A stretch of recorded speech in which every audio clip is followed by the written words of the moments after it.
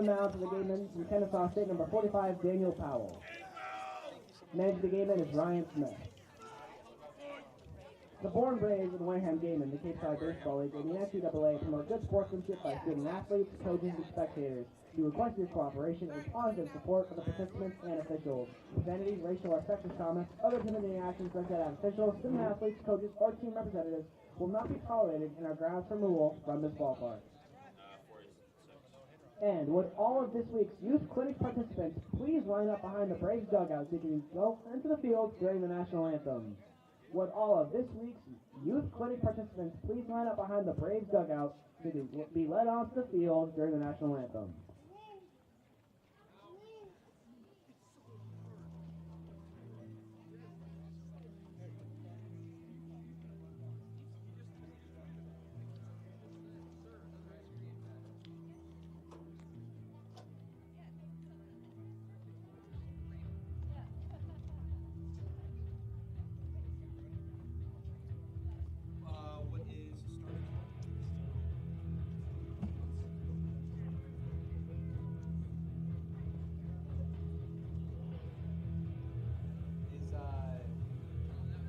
We are back here at Doran Park after the Braves beat the Firebirds last night 7-3. Welcome into pregame Tomahawk Talk. I'm Ariel Tamir-Pinsky, joined by Adam Gotkin and Devon Jarvis. Devon, we're seeing the Wareham Gatemen tonight. First time this season. Yeah, first time all season. It'll be in back-to-back games, another one on the 4th tomorrow, and should be a lot of fun. It's the closest geographical rival to this Bourne Brave team, and they've been really solid this season, have shown some flashes, 6-9 Bourne. Right now going to try and pick up a win and build off yesterday's game. Adam, let's talk pitching a little bit. We have Zane Petty on the mound for us tonight, his 4th start this season. Yeah, he's going to be the guy who gets the start today. His 4th start, as you said. He's the first starter to start 4 times, but funny enough, this is his first time not starting against the Chatham Anglers. The first 2 times, he was spectacular, especially that second performance at Veterans Field in Chatham. He went 5 2/3 innings, still the strongest start that we've seen all season. But then in his 3rd outing, struggled a little bit, gave up a bunch of runs and just a few innings of work. So today's a good chance for him to bounce back against a team that doesn't know him as well. Well, last night we saw the bats finally get hot. Was there anyone that really stood out to you? I think Riker Waite stood out to me. He had 2 hits yesterday. He's been really playing well recently, had a home run 2 games ago against Falmouth, and he's one of those players who you like to be at the start of the lineup and have the ability to get the offense rolling. He's been really, really good, and as Bourne start to find the win column more, I bet you Riker Waite's going to have a lot to do with it. Well, first pitch will be at 6 p.m. against the Gatemen here at Doran Park. But don't go anywhere. More pregame coverage coming up next. Continuing on pregame coverage, I'm now joined by Lyle Alenstein. Lyle, the Braves broke their losing streak yesterday. How are they going to keep that going into tonight? 7-3 win. Got to keep that momentum going. Got to keep playing a complete game. We've seen what this team is capable of when they get it done in all different facets. Pitching, fielding, hitting. Just got to do everything right. It's not really asking for a whole lot because that's what you got to do in baseball games. But that's just what I got to do to keep the momentum rolling. And I know you had a chance to talk to field manager Scott Landers after last night's win. What did he tell you? Yeah, just like that, what I just said. It's about playing a complete game. He said a big point of emphasis was they finally had a starting pitcher, reached 5 innings, got depth throughout the hitting, throughout the whole lineup. Clean game, not any errors. Just overall, just positive momentum. Can't really dwell on that losing streak, like you said. Can't really get on a low. Can't get too down on it. Keep your heads up. Keep moving forward to the next one. It's a really talented ball club, and they're capable just when they play their game. Well, first pitch against Wareham will be at 6 p.m. here at Doran Park, but don't go anywhere. We have more pregame coverage coming up next. Ariel Tamir-Pinsky now joined by Gavin Kelly from West Virginia. Gavin, you guys finally broke that streak last night. You got the win. What are you taking from last night's game into tonight? Just playing together, staying ahead, and trusting our offense and defense. And what's the transition been like for you coming from Big 12 competition to now Cape League competition? I'd say, honestly, just sticking to my routines, playing the game that I know how to play, and trusting the process. You've been on the Cape for a little bit now. What's your favorite thing you've done so far, obviously, besides playing baseball? Going golfing. Golfing with the boys has been a good time. Do you have a favorite course you've played at? Bay Point has been pretty cool. It has a little island par 3 course, so it's nice. It was cool. It's fun. Good luck tonight. For the first time all season, the Wareham Gatemen make the 12-mile trip to Doran Park to finalize the last 10 teams on the Cape who have yet played. Thank you so much for joining us. Devon, Jarvis, alongside Adam Gotkin here at Dorn Park in Bourne, Massachusetts for Game 16 of the Cape League season. It's Bourne and Wareham to square up for the first time this year in a July 3rd matchup. Tomorrow, a July 4th matchup at Wareham, and it should be a fun one. Thank you so much for spending your evening with us. Bourne in this one, heading into it 5-9-1, Wareham 6-9, and these West Division rivals sure should have a good game ahead. Bourne coming off their first win yesterday, and Wareham on a 2-game losing streak. Yeah, the Bravos finally ended that 5-game losing streak last night with a really solid win over the Orleans Firebirds. It was probably the most complete game that we saw all season. 7 runs was a team high, and the pitching staff really locked things down, giving up just 3, which is well below the average this season. Bourne's team ERA close to 5, which is worse in the league. So overall, all around, they just played a great baseball game yesterday. Bourne played fantastic. You saw them able to threaten almost every inning offensively. Their pitching was great, not a single multi-run inning from the Orleans Firebirds, but most importantly, you got back into the win column. They currently hold a share for 4th in the West Division standings alongside Katuitt at 11 points. Wareham is 1 point ahead of Bourne at 12 with a 6-9 record. So this game will likely shake up the West Division standings quite a bit, but it is the first time these two teams have seen each other. Right now, Wareham 6-9-0 on the season. They're on that 2-game losing skid and came off a loss yesterday to Harwich, where they gave up a 5-3 lead in the 9th inning. It went to extras, and they could not get it done. Bourne on the other side, they got a really complete game against Orleans. Considering this is the first time these two teams have seen each other, Adam, what is there to know or expect about the game ahead? Well, it's going to be a really tough battle. You know, when Bourne and Wareham face off, there's always a little bit more behind it because, you know, these are the two teams that a lot of people will make the joke are off the Cape. Of course, Wareham officially is, but, you know, a lot of people like to say, oh, Bourne, they're barely over the bridge. They're not even on the Cape. So these are two teams that hear it a lot from the rest of the league that, you know, they're barely on the Cape or they're such a far drive. So, you know, there's definitely a lot in common between these teams. There's a big blue-collar identity as, you know, the core. So it's always a lot of fun when they match up. Yeah, it should be a really good one today. Scott Landers in his 4th season with the Bourne Braves looking to set them on a straight course now that the month of July is hit. Not quite known for playing super well in June, you could say, if you just look at their record in the month of June. But this month of July and August has been a lot more successful for Scott Landers, which should mean a lot of fun today. It's an interesting pitching matchup on the mound today is Zane Petty in his 4th outing. He has played 3 other times for the Bourne Braves, all of them coming against the Chatham Anglers. Daniel Powell out of Kennesaw State is the other pitcher for Wareham.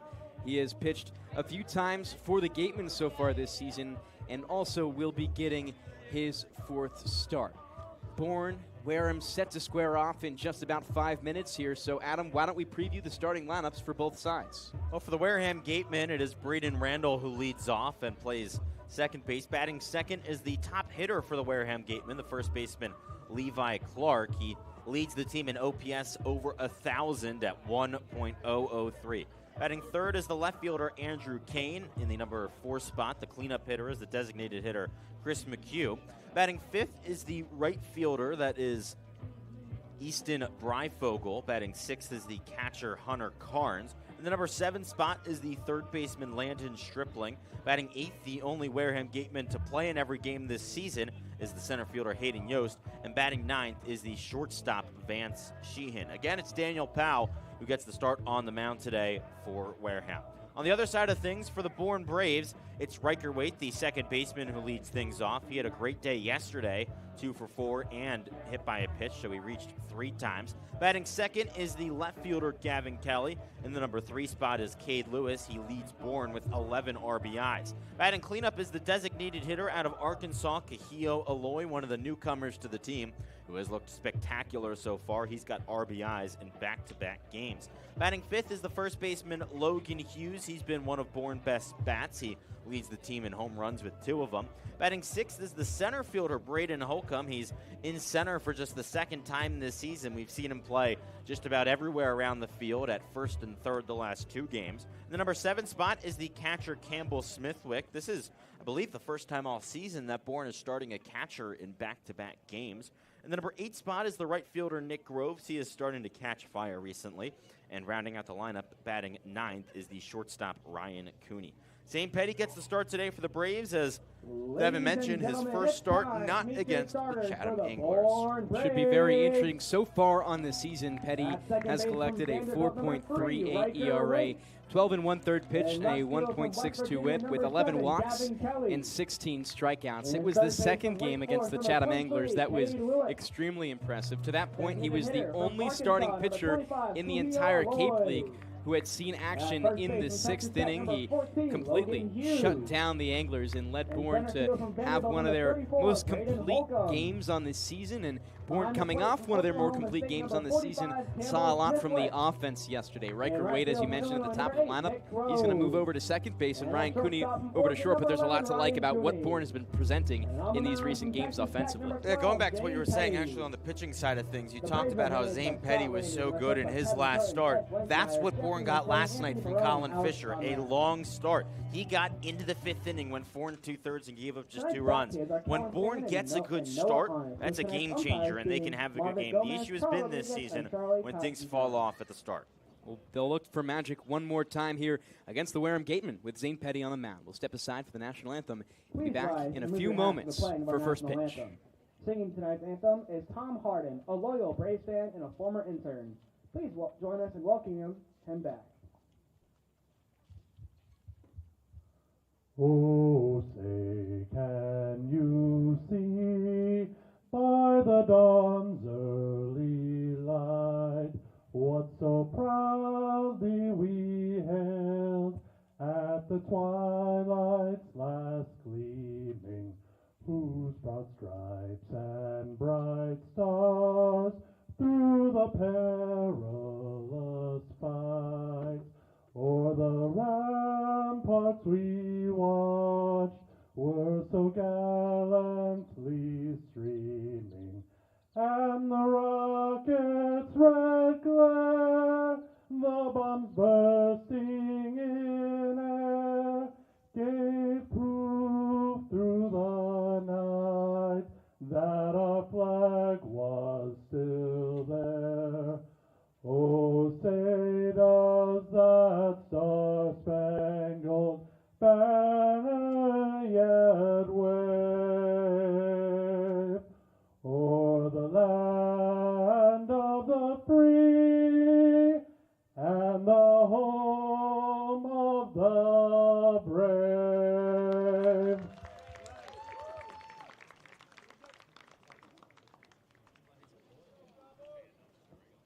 Throwing out tonight's ceremonial first pitch is Mark Pathfinder at First pitch coming up in just a moment as the 5-9-1 Bourne Braves take on the 6-9 Wareham Gatemen for the first time this season. It's funny, they're the closest foes geographically at just 12 miles, but it'll take almost a month or close to it for these two teams to see each other for the first time this regular season. Bourne coming into this one off of a hot win against the Orleans Firebirds, a much-needed one after the 5-game losing streak, which was their worst since the 2018 season. They cleaned that up and are back in the win column. The game today is sure to be a nice one. 81 degrees right now with potential showers coming up in a little bit. Bourne hasn't seen any rain affect their games yet this season. So please knock on wood right now, Devon. Yeah, okay, doing it. There we go. As you can probably tell, we are big believers in the broadcaster's jinx. But anyway, Zane Petty on the bump today for Bourne. He's shown a lot of flashes of some excellent playing.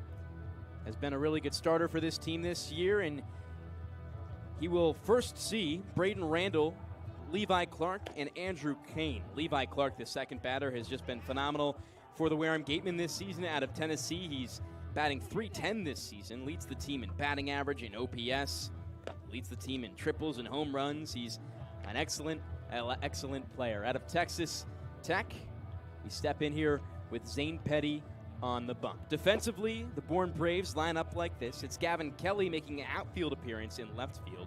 Center field, we have Braden Holcomb. In right field, Nick Groves. The infield from left to right runs Cade Lewis, Ryan Cooney, Riker Waite, and Logan Hughes. Behind the dish, Campbell Smithwick, and of course, on the mound, Zane Petty.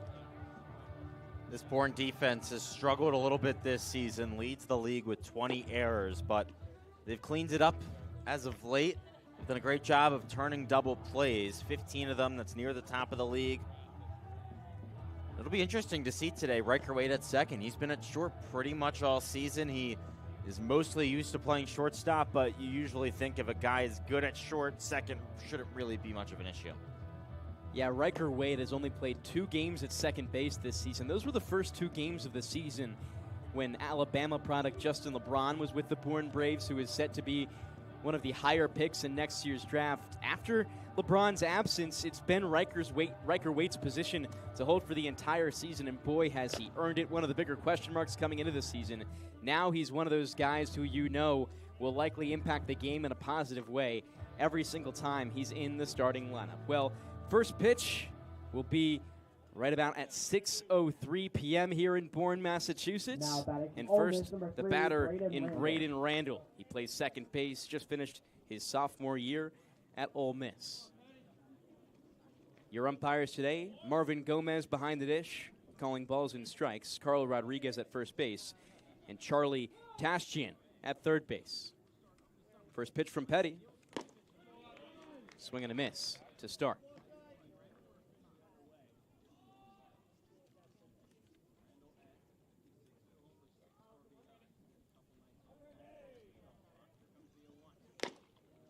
One is just outside. This Bourne team has had a lot of big innings this season. They've started out slow, but there is a clear pattern to how they can start out games in the positive direction. As a nice ball is lifted to left field by Randall. That one's going to get down for a base hit, and Wareham got one on to begin. It's going to be key for Zane Petty to get a good start to this game. He just really struggled at the gate his last time out. The main issue there was controls. He walked 4 batters in his previous appearance where he was just lights out. He had only walked 1 in 5 2/3. Last time against the Chatham Anglers, that was game 11 or just about a week ago now, where he only pitched 2 innings, had 4 hits, 4 earned runs, 4 walks, and 4 Ks. Next batter is Levi Clark, the most dangerous batter on this Gatemen team. Swing and a miss on the first pitch for strike 1. Braden Randall at first base has stolen 2 bags this season, hasn't been caught any time, so he could be a danger in the base path. It was just a very interesting last outing for Petty because he got 4 strikeouts. All 3 of the outs in the first inning were Ks. Ball lifted to the right side. It's the new second baseman, Riker Waite, who will make the grab in shallow right field. By new second baseman, of course, only just playing that position for the first time since the beginning of the year. Andrew Kane out of Arizona number 27, Andrew will step Kane. in after out number 1 comes from Levi Clark. Kane on the year, a .214 batting average. He's only playing in his 4th game today.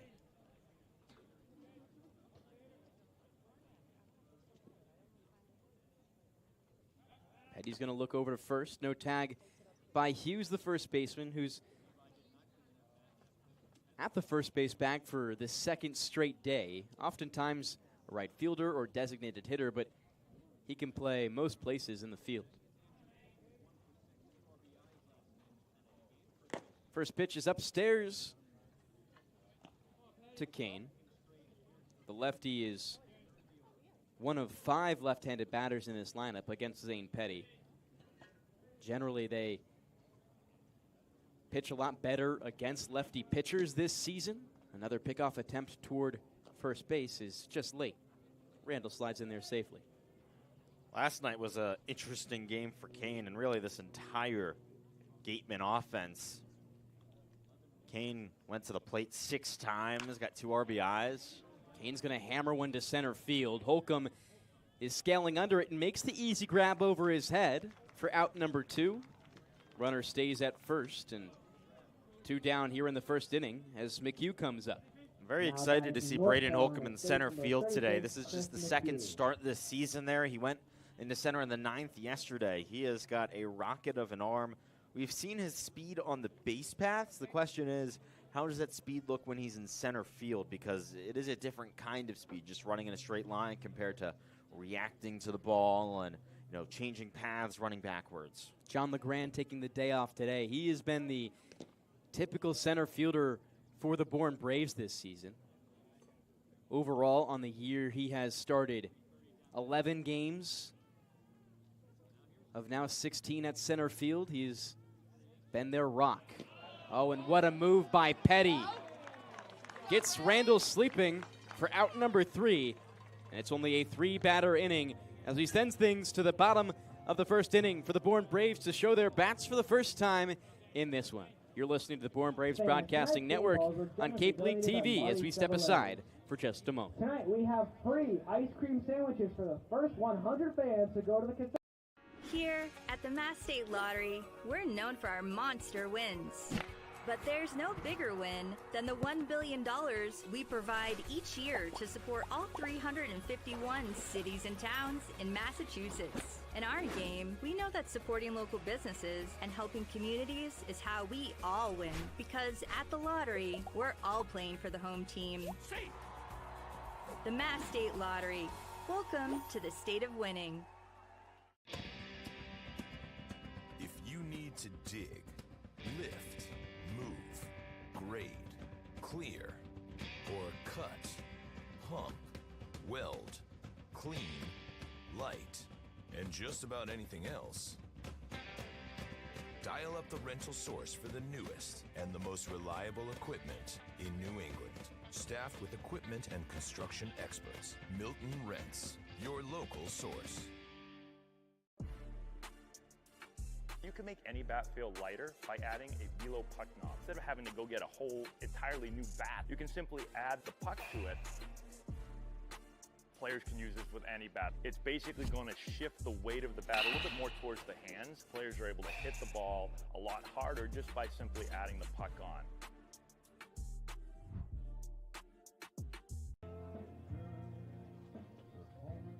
It's a 0-0 ball game in the bottom of the first inning between the Bourne Braves and the Wareham Gatemen. Welcome back to Cape League TV and the Bourne Braves Broadcasting Network. Devon Jarvis alongside Adam Gotkin and the third member of our team, Ariel Tamir-Pinsky, to join us later in the broadcast. Riker Waite, Gavin Kelly, and Cade Lewis due up for the Bourne Braves, but first, let's go over our defense that the Gatemen present today. It's Andrew Kane in left field, Hayden Yost in center, Easton Breifogel in right. Your infield from left to right is Landon Stripling, Vance Cheyenne, Braden Randall, and Levi Clark at first. Hunter Carnes is behind the dish, and the pitcher is Daniel Powell, the right-hander out of Kennesaw State.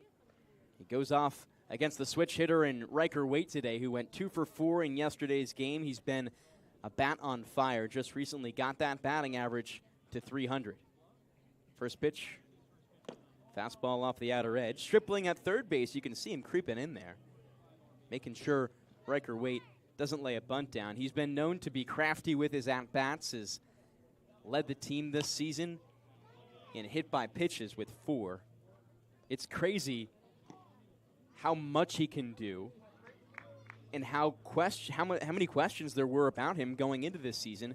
Scouts who've watched him this season call him maybe one of the most complete players on this Bourne Braves roster.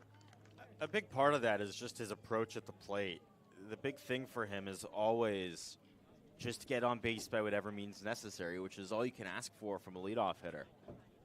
The 2-1. Fastball ripped out to right field.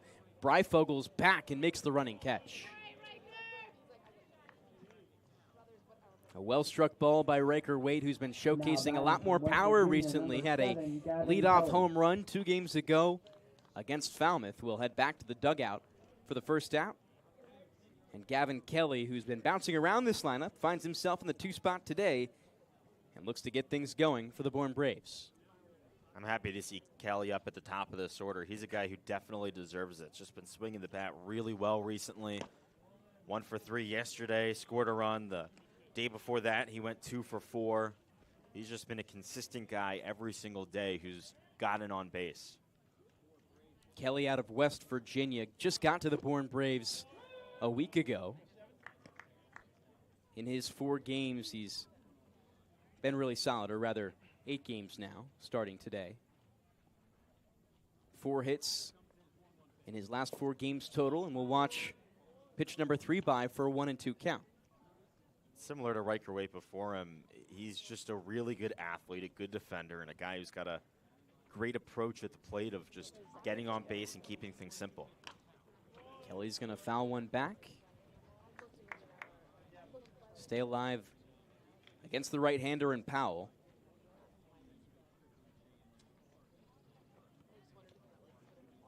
Powell out of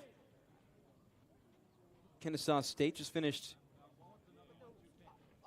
his freshman season, or rather sophomore year.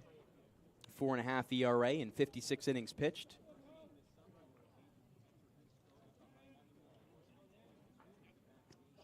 Has a 2-2 count here against Gavin Kelly. Here's the pitch. Fastball low and in.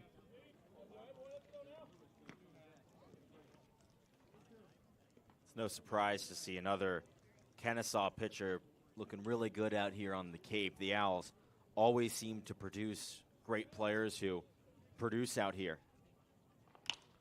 The 3-2 is lifted high and to the right. We'll do it again on the full count, as Gavin Kelly is, like you said, Adam, been really solid this year. Last season, it was Braden Osbalt for the YD Red Sox, who was, you can make a strong argument, maybe the most dominant pitcher on the Cape out of a starting role, had a sub 2.3 ERA. And it will be a full count walk for Gavin Kelly as he reaches first base and is the first runner on for the Bourne Braves in this outing. It's a 3-pitch mix for Daniel Powell. He works between a fastball, changeup, and curveball. We've seen that curveball a couple times so far, a very dangerous pitch. Colin Fisher for the Bourne Braves yesterday was throwing a curveball that made players look silly. So Kelly now steps into his lead at first base, and the best hitter this season for most of the year, Cade Lewis, might ground into a double play here. First out is there, and he'll run out the second. Just a half swing where he chopped it toward first base, and Levi Clark didn't get the ball fast enough for the 3-6-3. Just a good job by Cade Lewis to run that all the way out and make sure that it wasn't an ending double play. You know, those types of things can really be the difference as a game goes on. If that's a double play, then it's such a quick inning for Daniel Powell. Now Kahio Aloy, who has been one of Bourne's more dangerous bats, can extend this inning and put a dent in this first.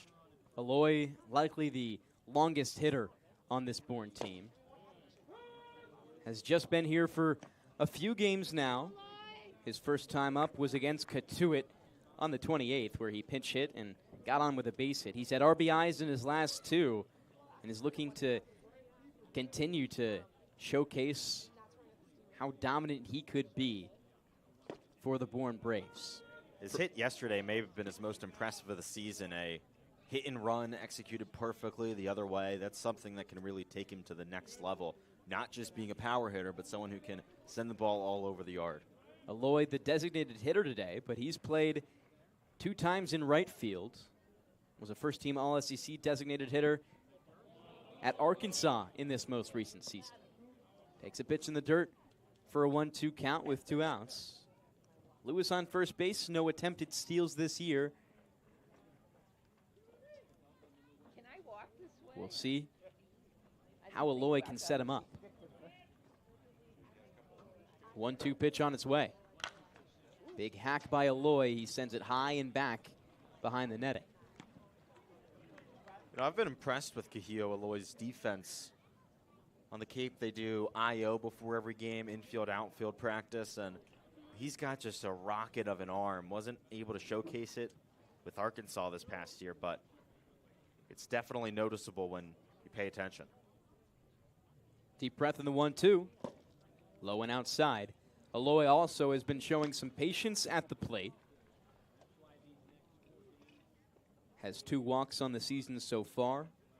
One yesterday and one on July 1st at Falmouth. Powell sets at the belt and will deal. This one hammered out into left center field. Back at the track, at the wall, and it will drop just before the wall. Aloy storming into second, gets there standing up, and Kate Lewis gonna score from first base.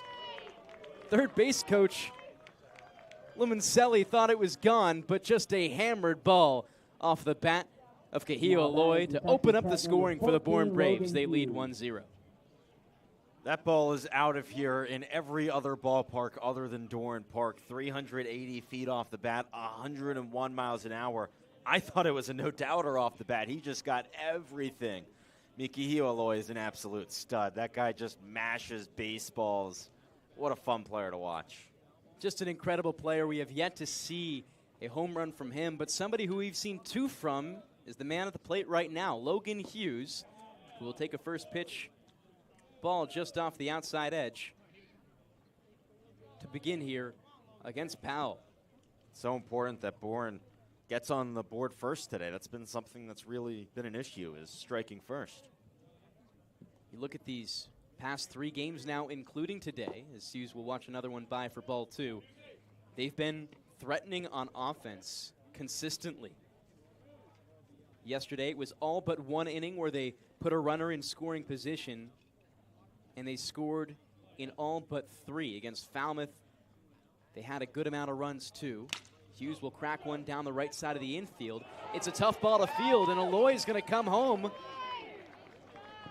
on a tough play by Randall.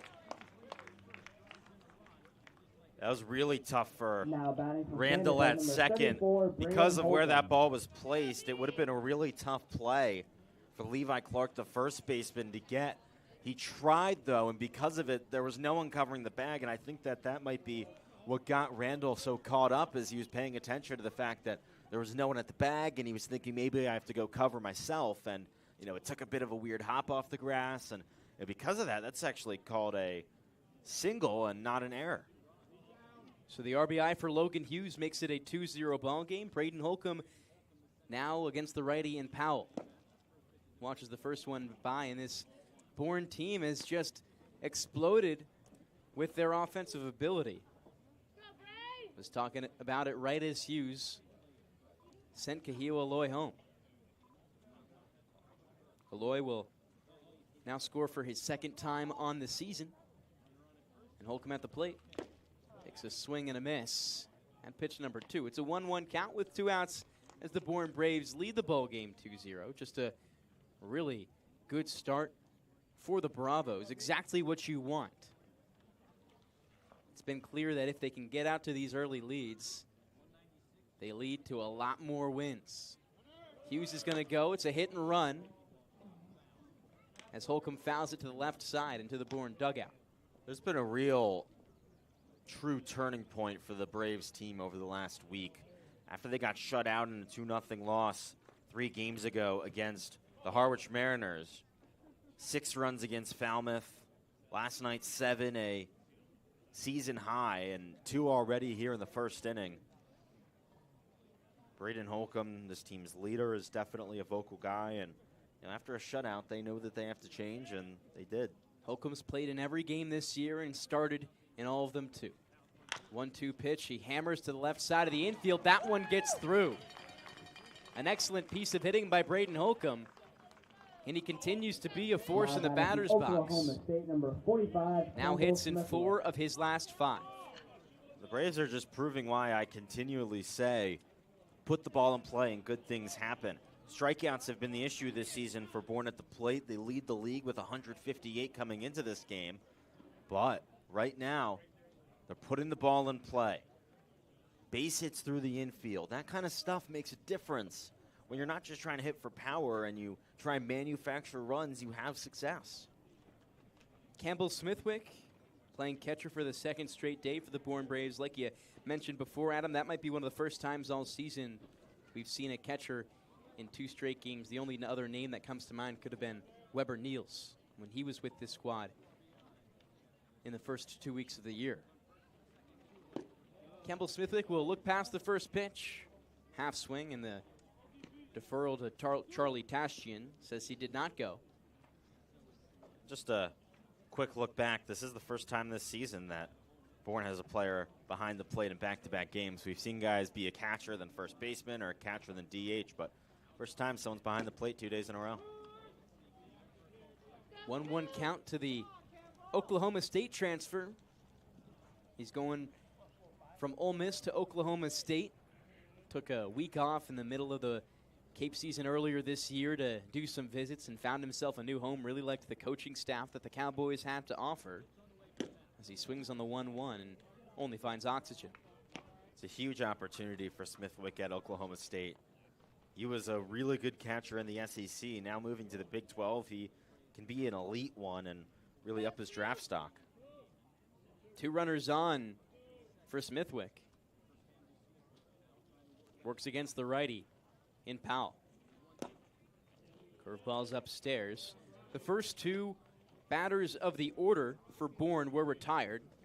Riker Waite by way of flyout, and Gavin Kelly was thrown out at second base on a fielder's choice, but every single one to follow has gotten on with a ball in play. Here's the 2-2. Watched by Smithwick. A full count is drawn.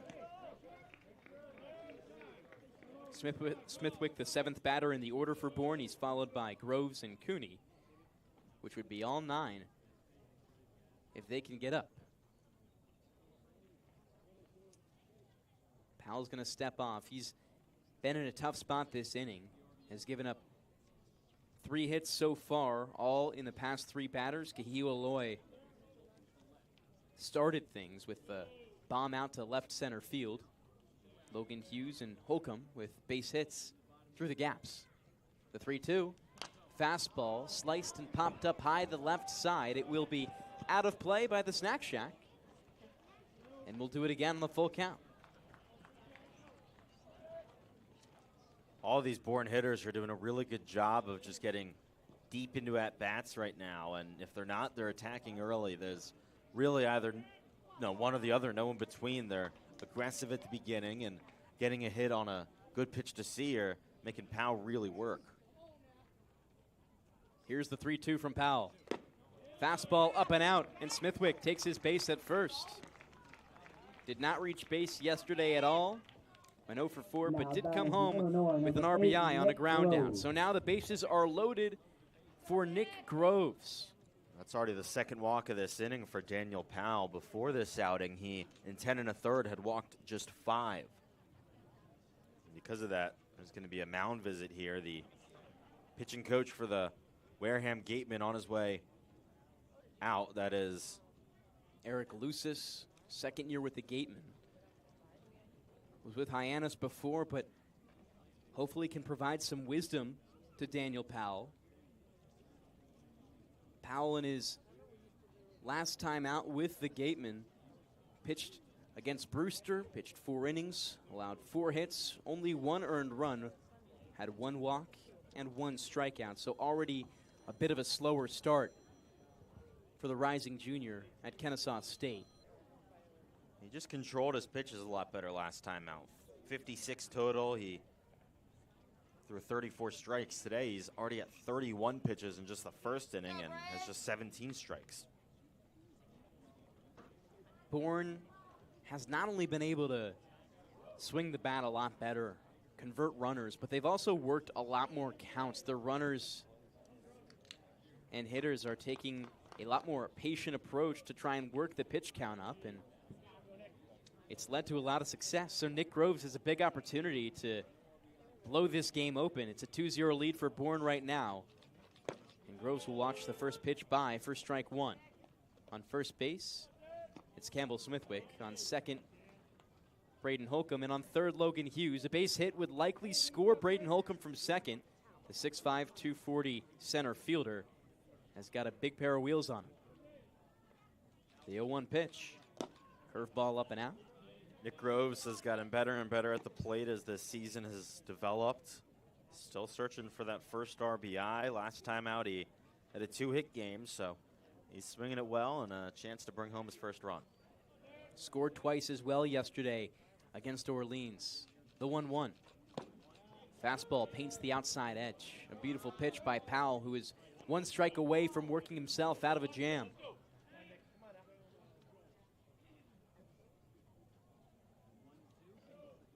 The lefty in Groves gonna slowly windmill his bat and step in.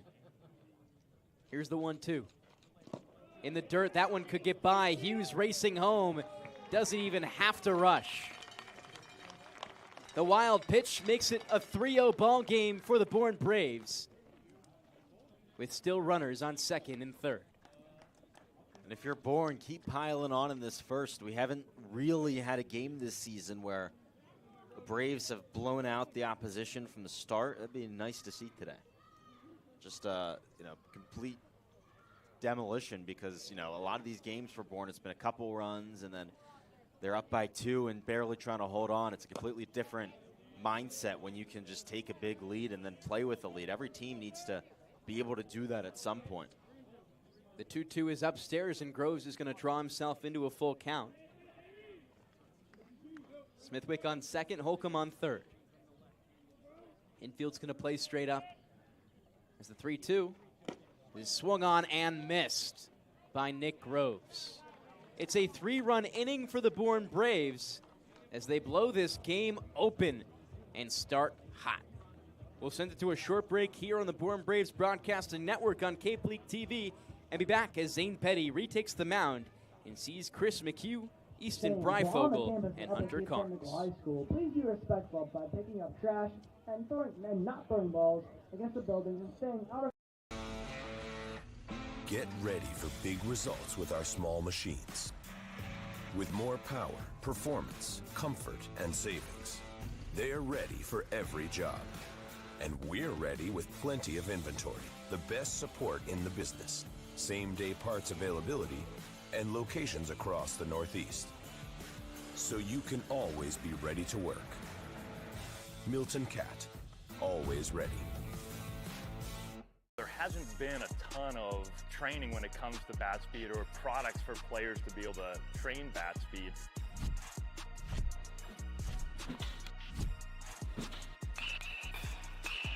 You can improve your bat speed and reach your goals working 10 to 15 minutes a day on this a couple of times a week. That's a no-brainer for every player.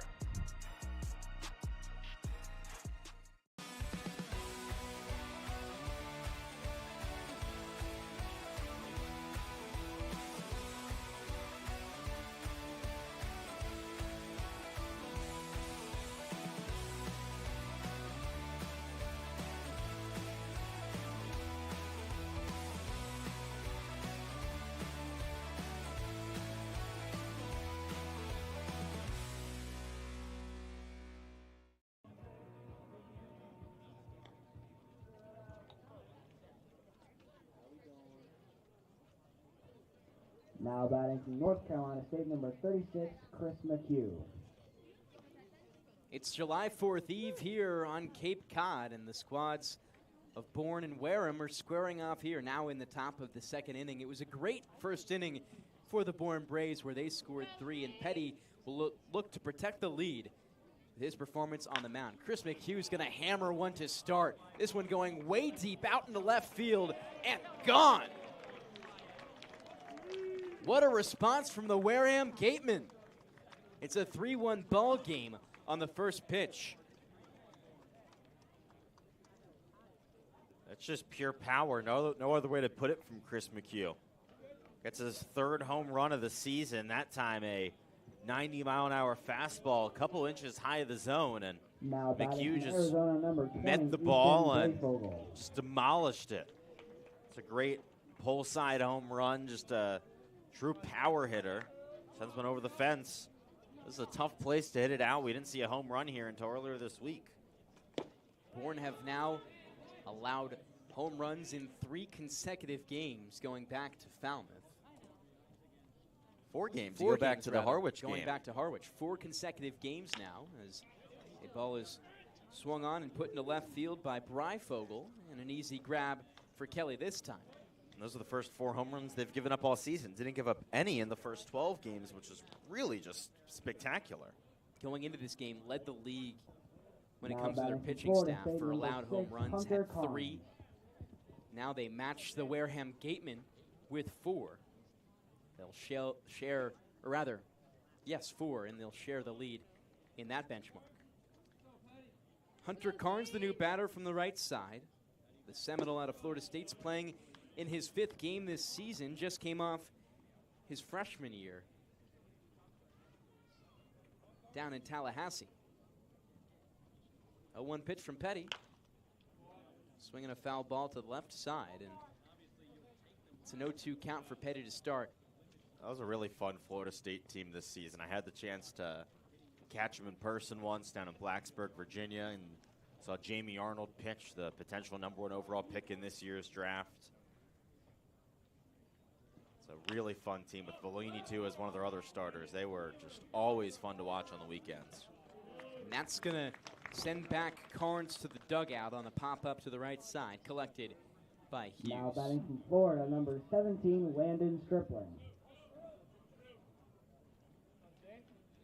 Landon Stripling, the new batter.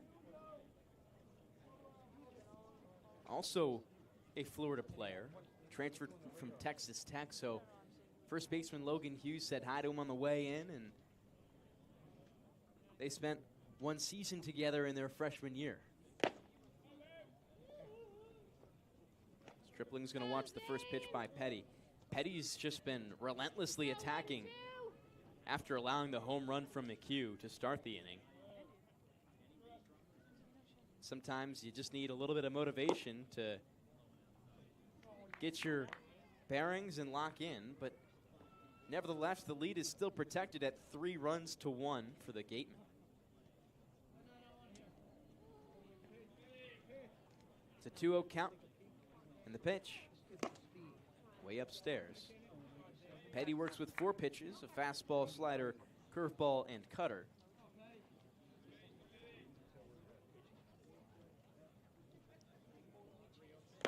Stripling is going to watch 4 consecutive by to take his base on first. Only the first walk of the day for Zane Petty.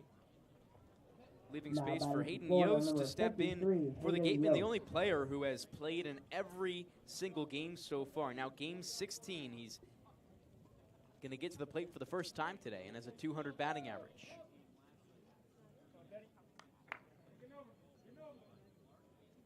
Hasn't started every game. Yesterday came in as a pinch hitter against Harwich, went 0 for 1 with a strikeout. It's a lefty-righty battle, and Petty now has thrown 5 consecutive balls, looking for a little bit more control here with 2 outs in the top of the 2nd inning.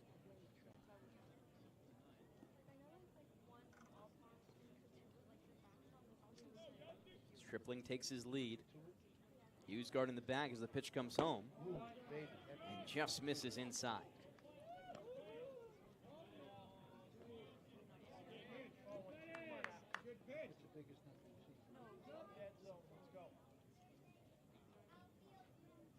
Yost, the 8th batter in the order for this Gatemen team. Trying to work a comeback here. It's been 7 consecutive non-strike pitches for Zane Petty. He's going to take a deep breath on the mound to reset. All fastballs and cutters, so you wonder if maybe here he tries to change it up and go with an off-speed to find the zone with something. Just needs to locate. He does go with a heater and gets the strike call.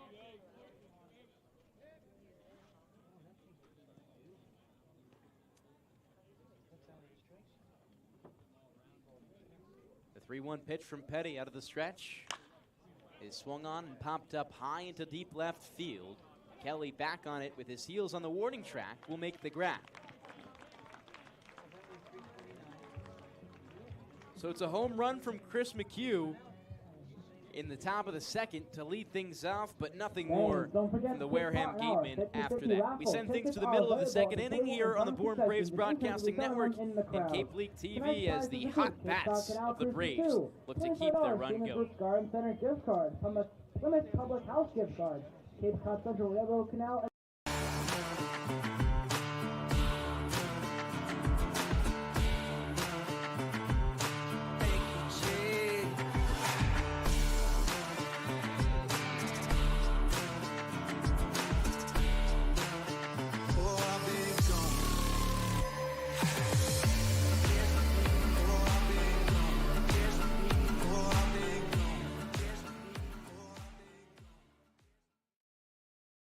If you can dream it, if you can cruise in it, if you can summer in it, fish from it, or take it for a day at the beach, we can protect it.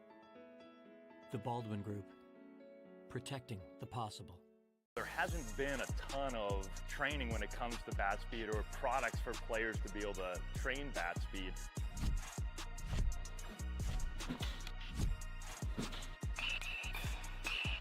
You can improve your bat speed and reach your goals working 10 to 15 minutes a day on this a couple of times a week. That's a no-brainer for every player.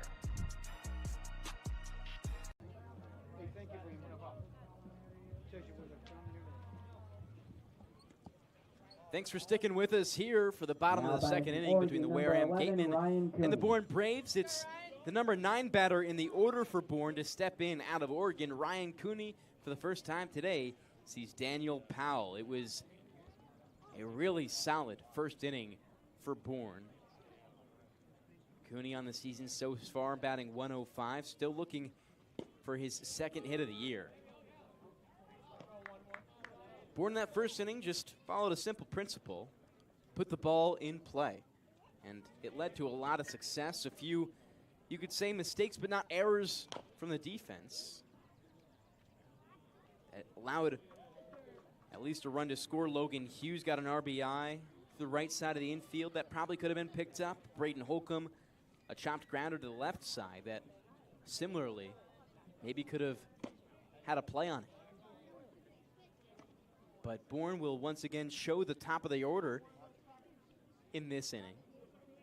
It's Cooney and back to the top for Waite and Kelly, who follow. The 1-2, left side, right into the glove of Vance Sheehan.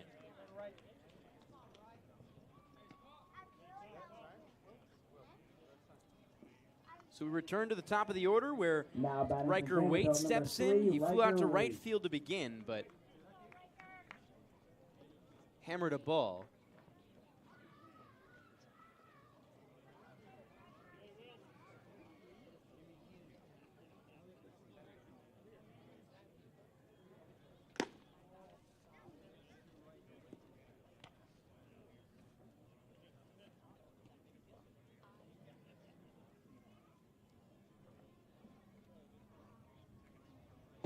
Next pitch to Waite will be a called strike. He's been a very solid player for this Bourne team. Has come in and really surprised a lot of people at the game.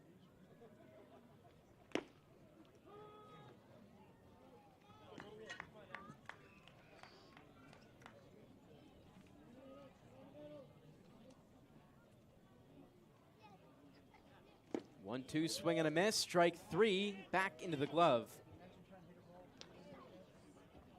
Now batting from West Now it's Virginia, Gavin Kelly. 7, First two Gavin get Kelly. retired.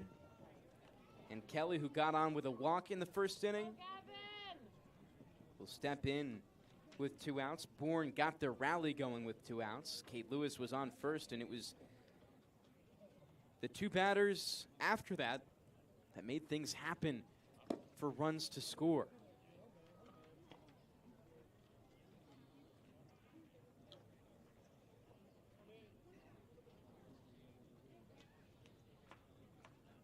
Here's the 1-0 to Kelly. Looked at by Kelly, and Powell's working a lot better in this second inning. Struggled in that first and couldn't quite find a rhythm. 1-1 way outside. Hunter Carnes reaches outside to grab it. And it's a 2-1 count.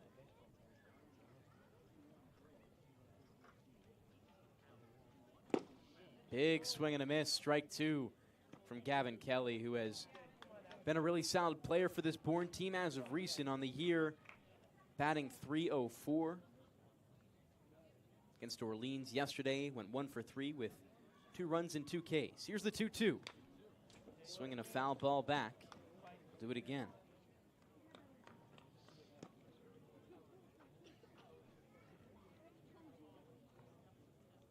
Come on, Gavin! 2 balls, 2 strikes, 2 outs. Infield is straight up against the Mountaineer. And he goes chasing for strike 3. It's a 1-2-3 inning for the Wareham Gatemen. And they'll try and work a comeback here as we send things soon to the top of the 3rd inning. But first, Keystone Place at Buzzards Bay, Bourne's premier senior living community, conveniently located adjacent to the Cape Cod Canal. Visit us at Keystone Place at buzzardsbay.com. Marty Chevrolet, your dealer for the people, proudly supports the Bourne Braves baseball team. See all our cars and trucks at martychevrolet.com, and go Braves.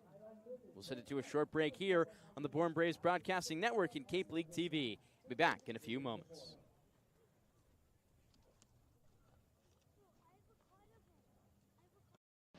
Cape Cod 5 is proud to be the official banking partner of the Cape Cod Baseball League. Cape Cod 5 offers a broad range of financial products and services tailored for every stage in your financial journey. Reach out to us. We're here to help.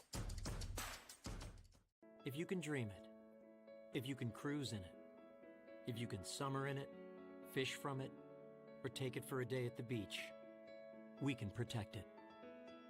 The Baldwin Group, protecting the possible.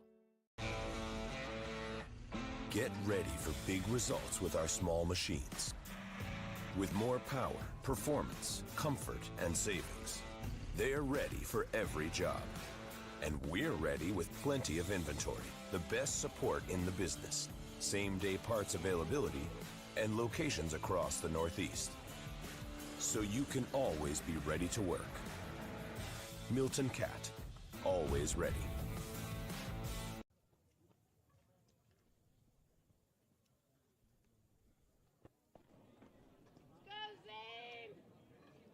Back here for the 3rd inning of play between the Wareham Gatemen and the Bourne Braves. It's Zane Petty who continues his day on the mound. Has been pretty solid for the Bravos so far. It's just a Chris McHugh home run that taints his resume in this one. It's the 9th batter of the order in Vance Cheyenne, who gets his first at-bat of the day against the righty out of Texas Tech. It's a 3-1 lead right now for the Bravos, and Zane Petty trying to protect it. This Bourne Braves team has been so good at threatening offensively, but converting runners has been the problem this season. No problem so far this game, as Petty's 2 pitches will be close. The second one, Vance Cheyenne does go on the appeal to first base, where Carl Rodriguez makes the call. I'm a big fan of Cheyenne's batting stance. It's exactly what I always do if I build an MLB The Show character. It's so smooth the way that he swings. He's got his hands just a little bit up behind, and there's so little movement. He's not moving them up or down when the pitch comes in. It's literally just load and release. His hands are right in the spot where he's loading. He's also got a bit of an open stance so he can really explode and get the power through. 1-2's upstairs. He's also got a really narrow stance. Keeps his feet a little bit close together at the start, but that's because he lifts that front leg forward and then extends it out as the pitch comes. He'll hammer one left side. Lewis can't make the play. It bounces out. And Cheyenne is the first runner on for the Gatemen in the 3rd inning. At an E5 against Cade Lewis. That's his 4th error of the season and the 21st on the Braves. That leads Now the batting Cape from Ole League. Miss, number 3, Braden Randall. This Bourne team has been struggling with their errors, and oftentimes a strong correlation between errors and runs scored in that inning. Back to the top of the order for Braden Randall. Got on in the 1st inning with a base hit, squares to bunt, lays one down. That goes backward and foul. Randall out of Ole Miss has been teammates with the man playing catcher for the Bravos today. Campbell Smithwick just to his left, so I'm sure a little bit of chatter between those two. It always depends on the players. Some guys at the plate love to talk to the catchers. Others don't at all. I heard Cal Raleigh went on a podcast the other day, and he was talking about how sometimes there'll be a guy who goes in between every single pitch he's talking, and other people will say hello at the start and then never say another word. Cal Raleigh, the catcher for the Seattle Mariners, who's having a phenomenal this season. Your Seattle Mariners. My Seattle Mariners. I think he should be the AL MVP this year if he keeps up what he's doing. Aaron Judge might have something to say about that. Most valuable player is the award. Another look over to first by Petty.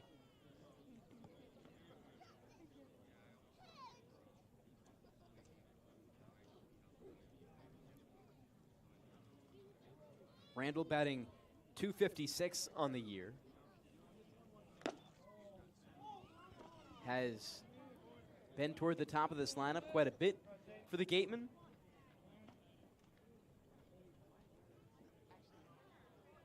Yesterday, pinch hit and did not have an at-bat. Here's the 2-1. Swing and a high fly ball right field. It will be out of play and foul.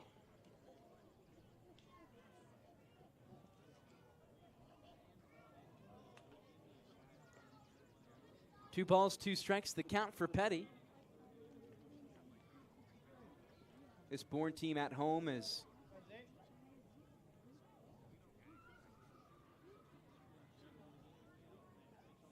been really solid, and a hammered ball to the left side will advance the runners one. And now it's all about limiting for Bourne. We've seen a lot this season. Walks, errors, those types of things lead to runs. So how can Zane Petty bounce back after the leadoff error and then another single? Can he get a couple outs here quickly to work his way out of it? Levi Clark now up for the Gatemen. He leads this team in quite a few categories. Has 4 RBIs on the year and is one of those premier SEC players. He's a volunteer out of Tennessee, just finished his freshman season there, where he bat .289 for the Volts. 10 home runs, so a real power hitter. Already has 3 on this year as well. It's always interesting when you see the freshman stars from the SEC come to the Cape. Some struggle, and others like Clark just pick up right where they left off. Half swing by Clark on the 1-0. It'll square up the count. Had 1 ball and 1 strike. Bourne still looking for their first down here in the 3rd inning. Putting the mound has put the first 2 on. One with an error and the other one with a base hit. It's not really a defining characteristic where you can tell whether a player is going to be good or not on the Cape. A lot of times it's just random. You know, like Drew Burris last year was the National Freshman of the Year, came to the Cape, played for YD, and I think maybe had like 1 or 2 hits in 10 games. It's all just, you know, the sport of baseball. You really don't know until the guys show up, and Levi Clark has been a really, really pleasant, not much of a surprise. They knew he was good, but a pleasant that his first time in summer ball, they're just happy he is as good as he was with metal bats. Has played both catcher and left field for the Gatemen so far, mostly left field. And has been perfect defensively. Offensively, he's arguably been even better. 2-2. That one's way inside, and it will clip Clark on the left shoulder and load the bases. And now this is a key moment. Top of the 3rd inning, bases loaded, no outs, and the heart of the order up for the Gatemen. Now batting from Arizona. Not a surprise at all that Scott Andrew Landers is on his way out of the dugout right now for a mound visit, just to calm down his young pitcher. We've seen Petty battle through adversity before this season. He's going to have to find that right now. He got into a couple jams with multiple runners in scoring position when he had his 5 2/3 innings outing against Chatham. So we've seen Petty work out of a situation similar to this before. Let's see if he can do it again. No action in the bullpen for the Bourne Braves, so Petty just gets a talking to by Landers and hopefully some words of wisdom to help him out of this jam. Scott Landers, the field manager for the Bourne Braves, but also the dugout pitching coach.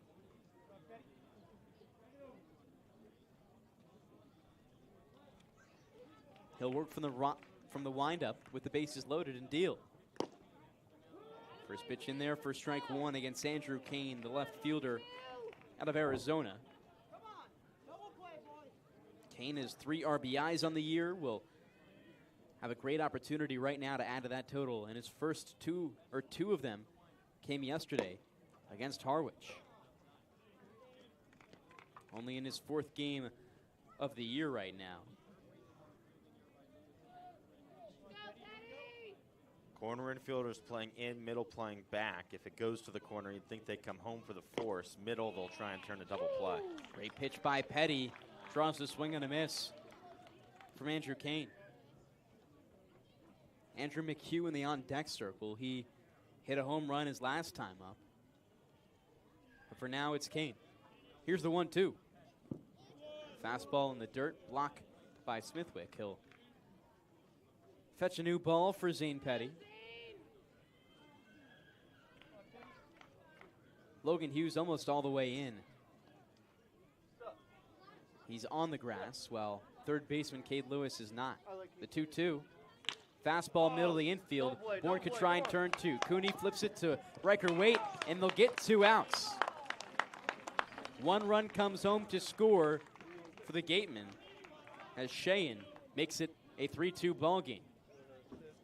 Now batting from North Carolina. You'll take that if you're Bourne. You'll 36, absolutely Chris take the McHugh. double play. Yes, a run comes in to score, but you're still in the lead, especially in just the 3rd inning. It's so important to get those outs, and to get 2 out 1 is just game-changing.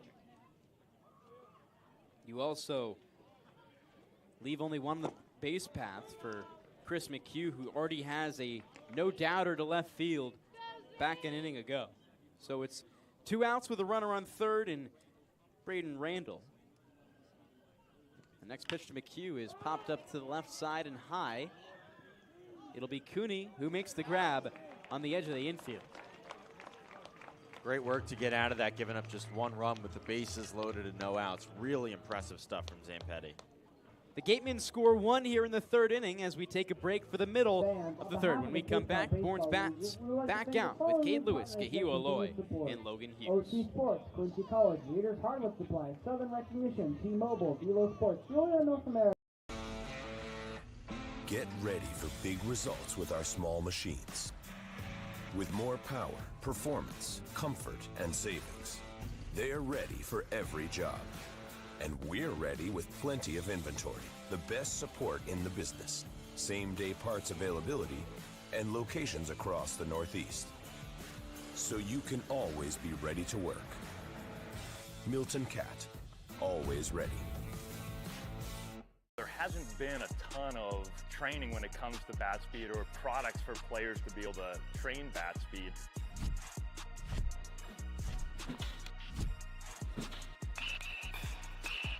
You can improve your bat speed and reach your goals working 10 to 15 minutes a day on this a couple of times a week. That's a no-brainer for every player.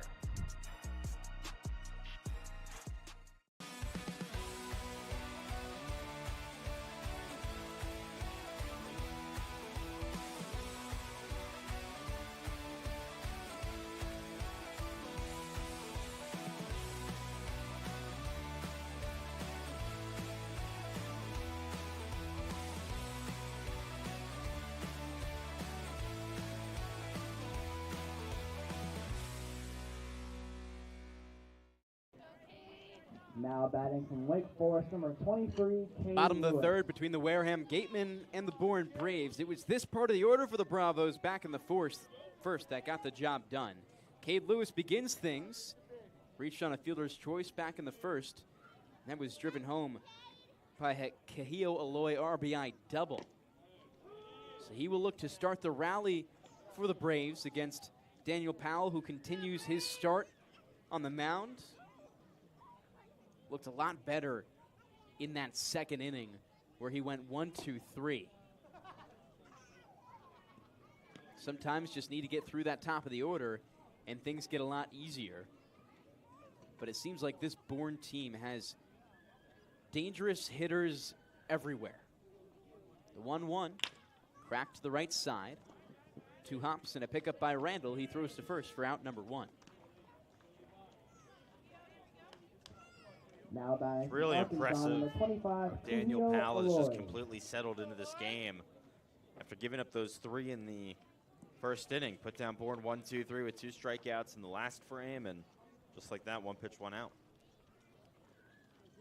Now, Kahil Aloy, last time up, hit a 380-foot double.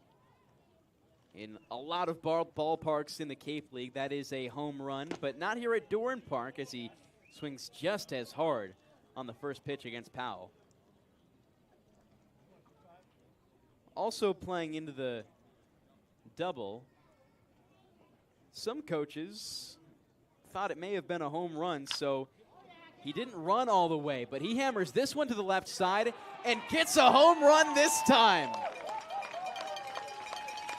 Kahil Aloy on back-to-back at-bats, hammers one.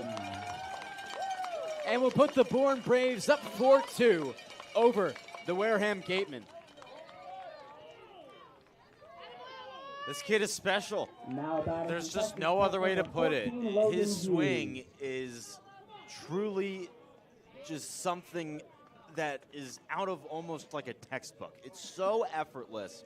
Kahil Aloy just finds a way to put so much power on the ball in such a short, compact swing. It's so violent, so aggressive, and it's just so unbelievable to watch. He has just mashed baseballs over and over and over again through his first few games. That one, 100 miles an hour off the bat. It was only a matter of time before Kahil Aloy got his first home run of the season. We thought we saw it 2 innings ago, but it will instead come here in the 3rd inning in his 5th game as a member of the Bourne Braves. Logan Hughes at the plate in a 1-2 count.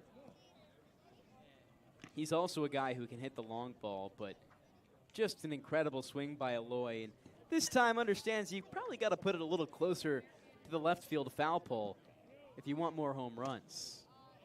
That one nearly was foul, was probably fair by just 10 feet.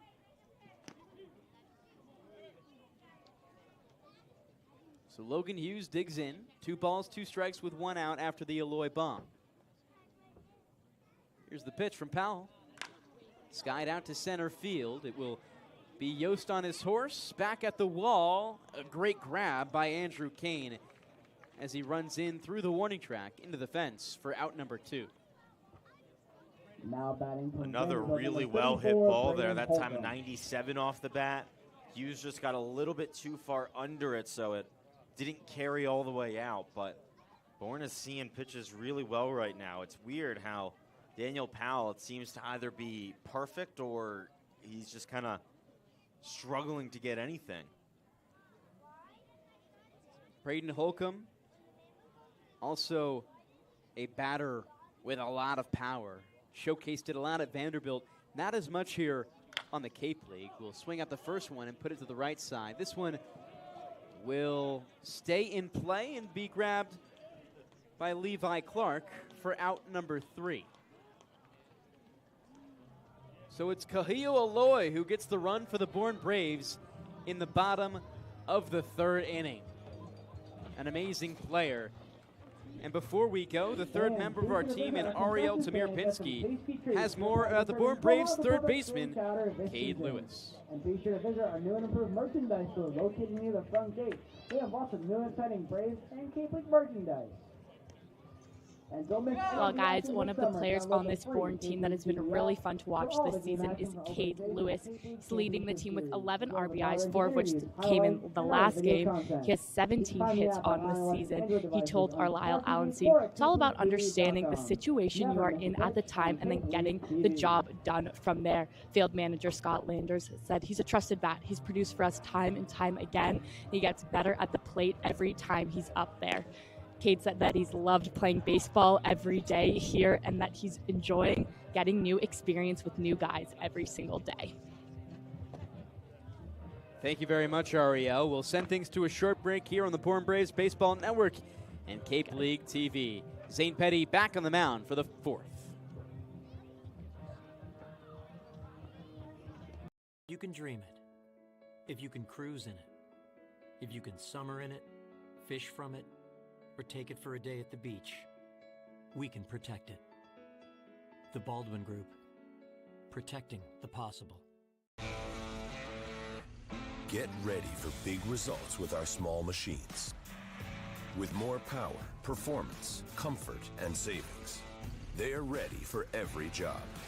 And we're ready with plenty of inventory, the best support in the business, same-day parts availability, and locations across the Northeast. So you can always be ready to work. Milton Cat, always ready.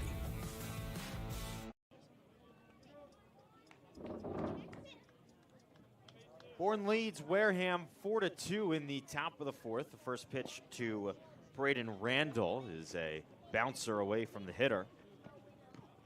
Randall, the leadoff, actually, sorry, it's not Braden Randall. That is the number 5 hitter, Easton Breifogel, apologies. The left-handed hitter who went to left field his first time up. The count now 1-1.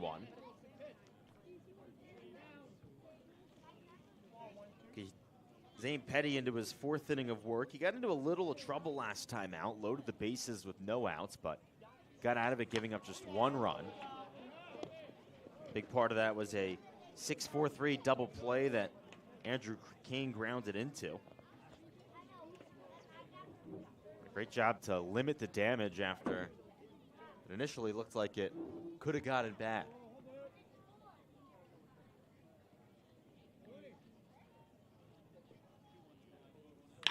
Right back up the middle, off the foot of Petty. It's below him, and he doesn't get the throw off in time. Just an absolute rocket back up the middle. A bit of a scary play. That ball sat right under the foot of Petty. And it's an infield single for Easton Breifogel. Scott Landers, as well as one of the Bourne trainers, is going to head out there to make sure that Bourne's pitcher is okay. That one didn't even ricochet off Petty. He almost absorbed all the force. And that's what's a little bit more scary is if he got hit that hard off the bat, you hope he's okay. It was, I believe, his left foot, which would be the one he lands on.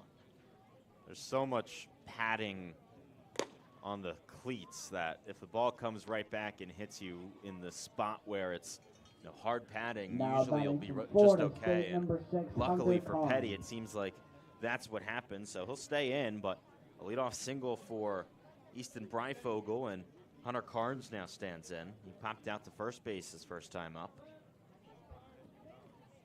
Carnes reached base 5 times last night, 2 hits and 3 walks. But it was a loss for the Wareham Gatemen. A real heartbreaker. They fell 6-5 to the Harwich Mariners. We're up by 2 in the 9th inning before giving up a pair of runs and falling in extras.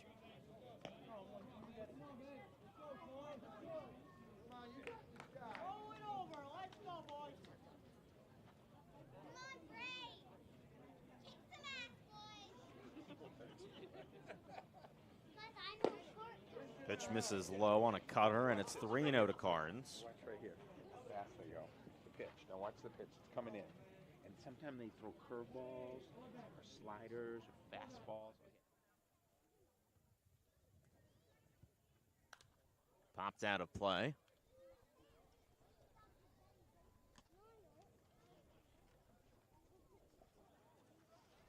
Hunter Carnes, a native of Jacksonville, Florida, was drafted in the 20th round out of high school by the Arizona Diamondbacks, but decided to stay in state and play for his Seminoles. The 3-1 runner going, throw in a second from Smithwick is high, and it's a stolen base for Easton Breifogel, his second of the season.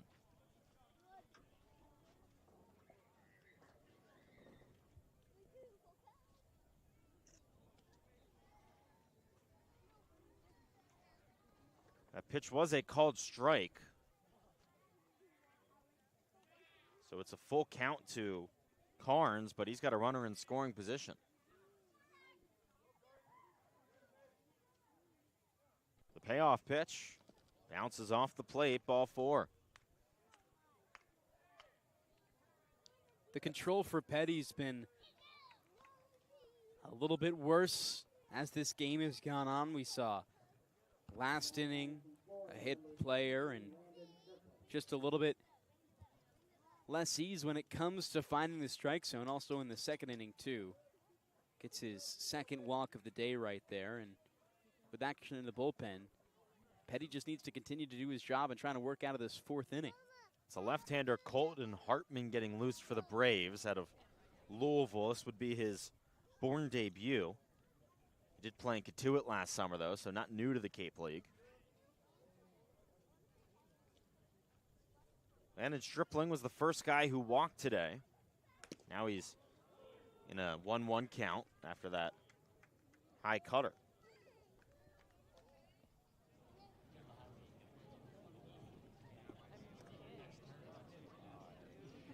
The Gatemen have scored a run in each of the last 2 innings.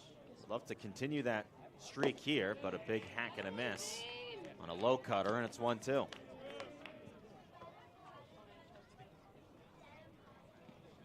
Clouds starting to come in. They've pretty much completely covered the field. They're coming in from behind us, which is the southwest, and heading towards the northeast. That's where the wind's blowing as well. As a big hack and a miss.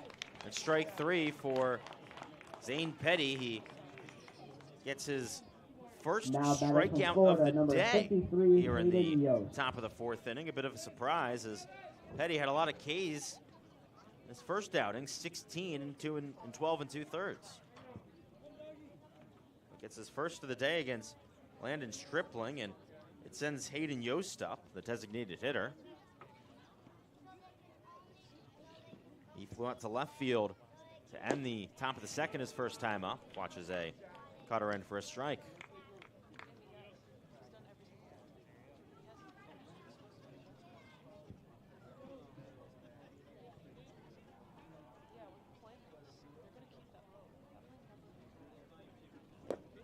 Swing and a miss. Another cutter from Zane Petty. He just continues to go to that pitch. He's thrown it 5 times in a row.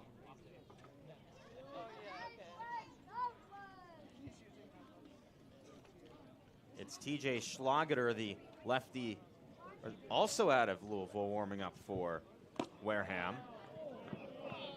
Pitch barely misses on a slider. Could see a Louisville versus Louisville reliever battle.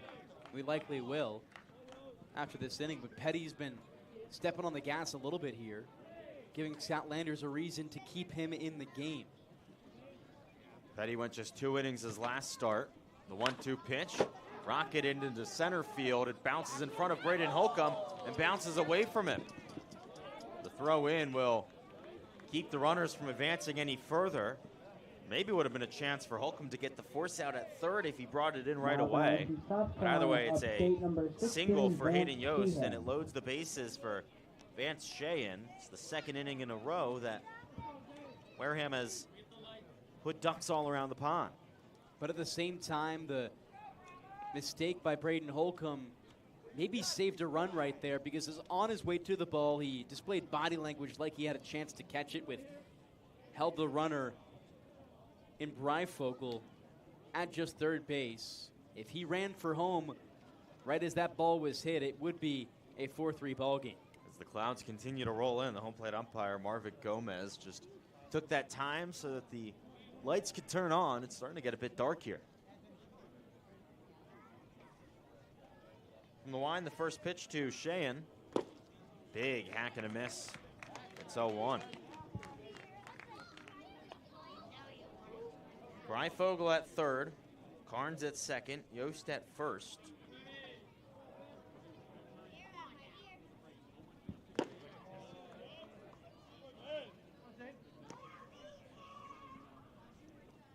Right now it says a 60% chance of rain at about 8 p.m., potential thunderstorms. Hopefully that all stays away. 1-1, hits softly to the right side, a chance for two. Here's the relay to first. It is not in time.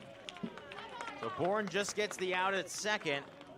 Breifogel comes in to score, and it's a one-run game here in the top of the fourth. The Braves do still lead 4-3. A really good try, but Cheyenne does exactly what he needs to do, a slow hit ball down the right side to score a run. Wareham's been chipping at this lead of Bourne's, and eventually Bourne's going to have an answer.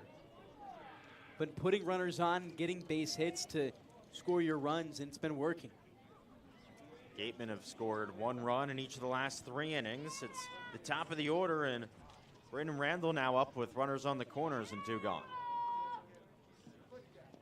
Pitch bounces away from Smithwick, but he keeps it close enough to keep the runners where they are.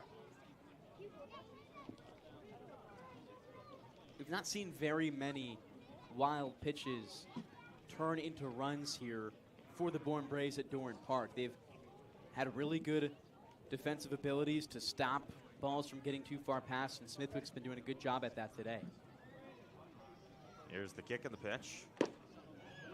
Called strike on a upstairs cutter. It's 1-1. The Braves will send the bottom of the order 7, 8, 9 up in the bottom half of this inning. All 4 of Bourne's runs have come from 3, 4, and 5. That's popped up right in front of second base. Ryan Cooney makes the catch for out number 3. Zane Petty once again gets into a bit of a jam, loads the bases, but gets out of it, giving up just 1 run. Bourne's flamethrower out of Texas Tech doing a really good job of limiting. We're to the bottom of the 4th inning. Bourne sends the bottom of the order up. You're watching the Bourne Braves Broadcast Network on Cape League TV.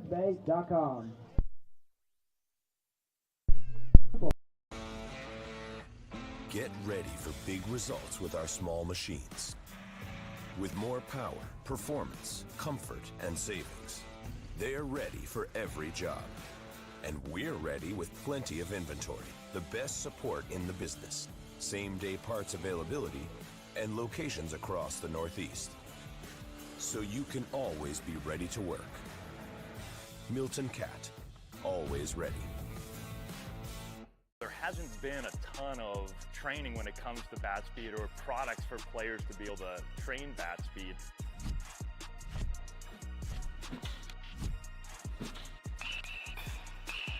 You can improve your bat speed and reach your goals working 10 to 15 minutes a day on this a couple of times a week. That's a no-brainer for every player.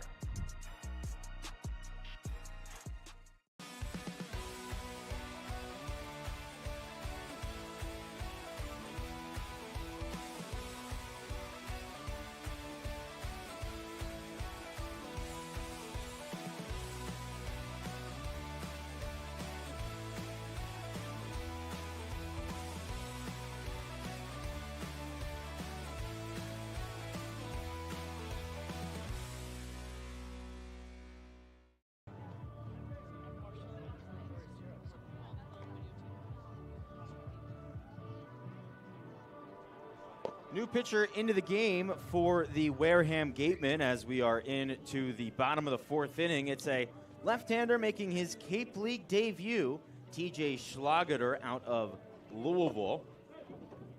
So it'll be interesting to see him make his first appearance of the summer. The lefty wears the number 44. He is a rising junior, and this past season with the Cardinals pitched in 16 games, went 28 innings, and had a 4.82 ERA. He replaces the Wareham starter, Daniel Powell, who finished his day with 3 innings. He gave up 4 hits, 4 runs, all 4 were earned. He walked 2 and struck out 3.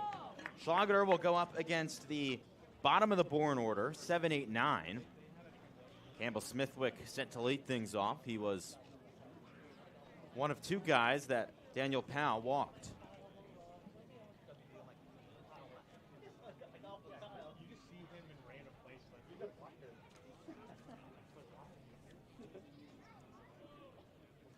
First pitch of the summer for Schlageter is a big hack and a miss.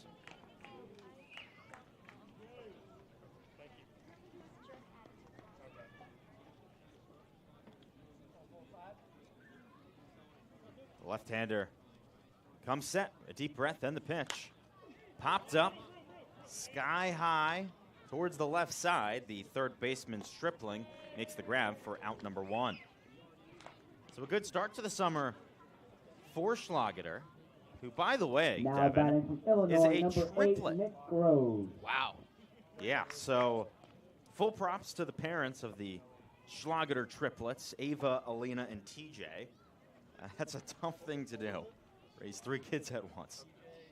I don't know how they do it. You know, I think being a triplet could probably have had a big influence on his baseball career, like that competitiveness, Really? just knowing Yeah. that you're, going to have 2 kids your age to be battling against in sports growing up. I see it, especially, you got a couple sisters you're going up against, battling with. I'm sure he had to be strong.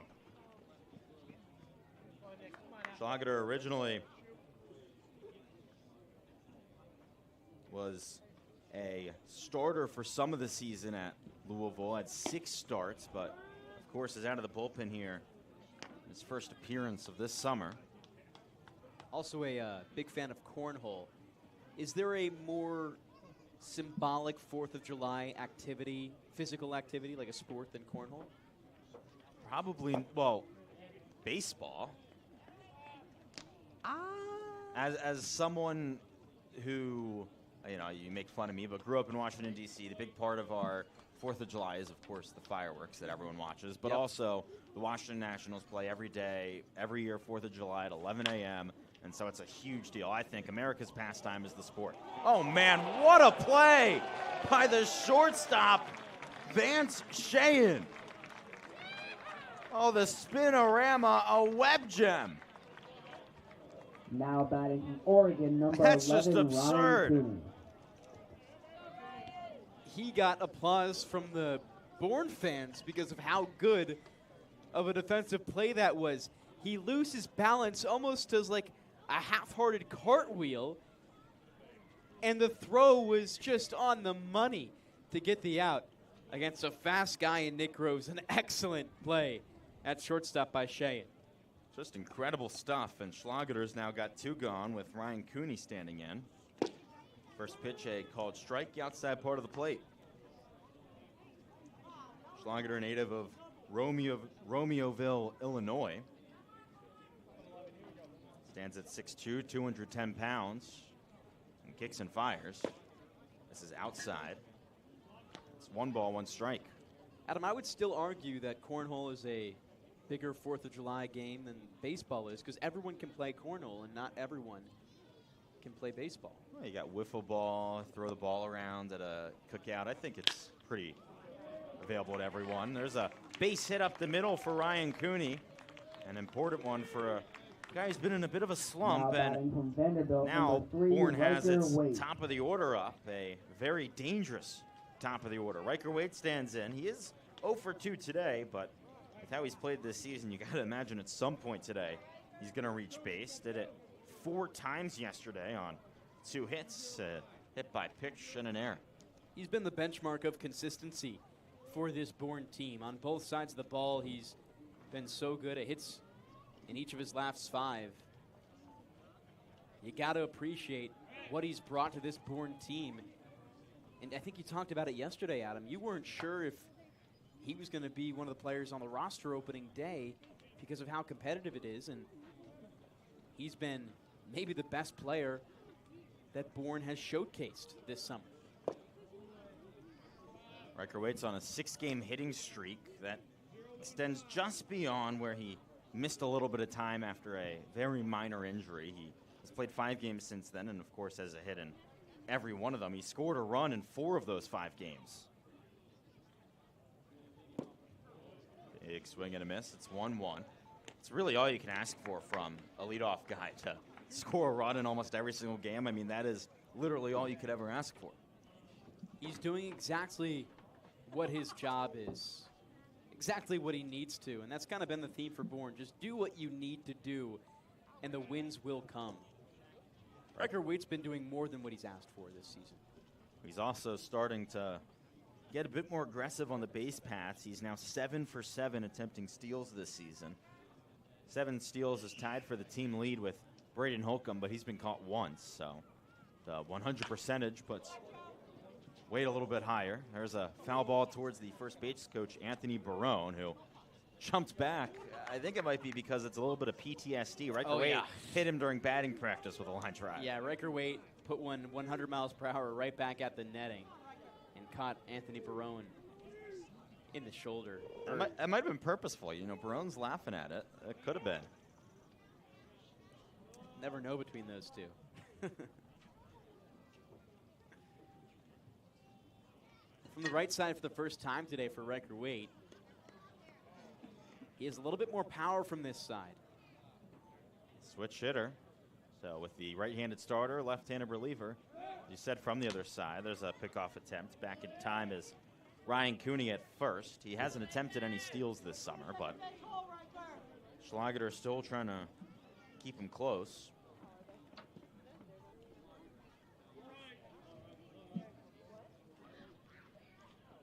Here's the kick in the 1-2. Fastball upstairs, delayed steal. Cooney is late to second. Tag applied by Cheyenne.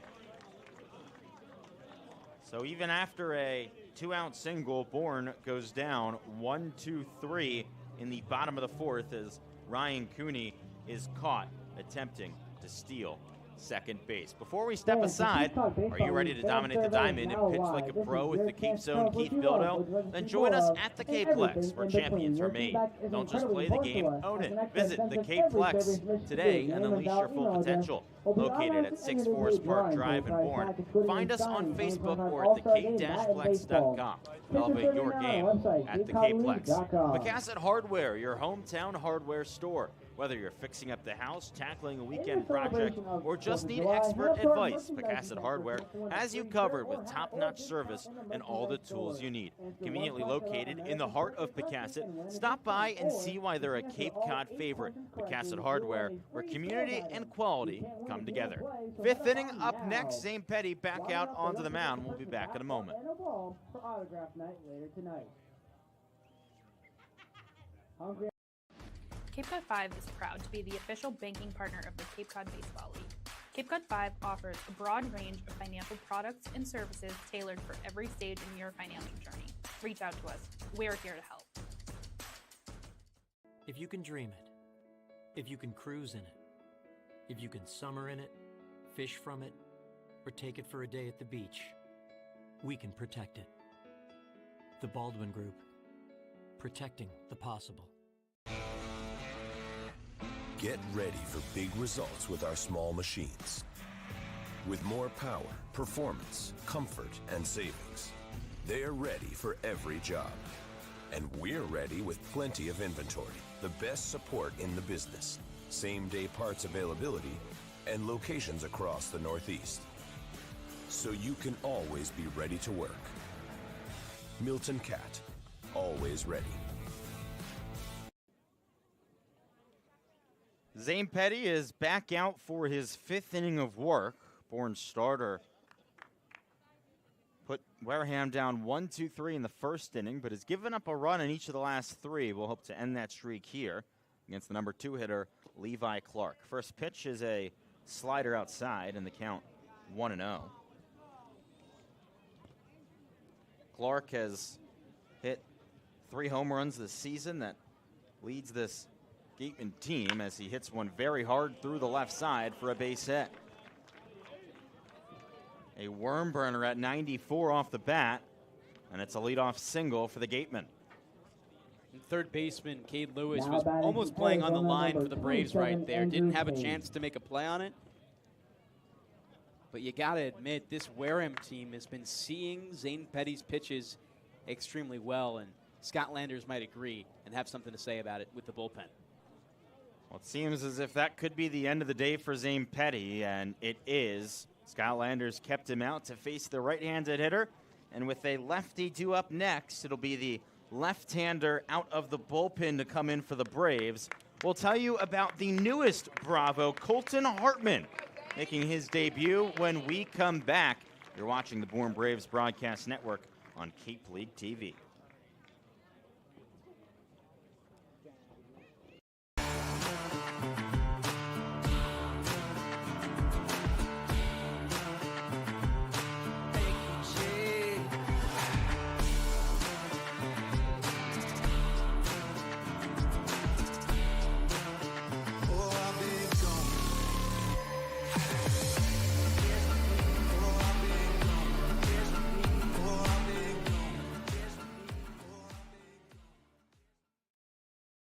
If you can dream it, if you can cruise in it, if you can summer in it, fish from it, or take it for a day at the beach, we can protect it.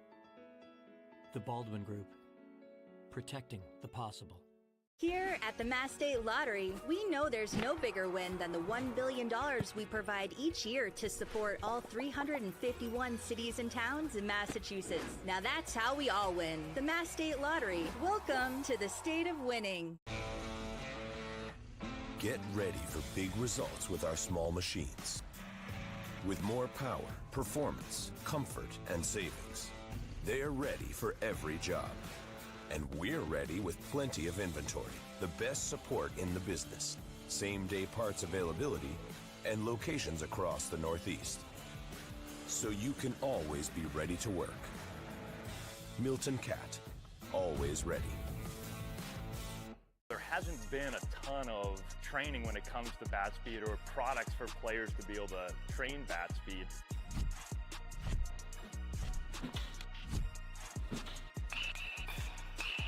You can improve your bat speed and reach your goals working 10 to 15 minutes a day on this a couple of times a week. That's a no-brainer for every player.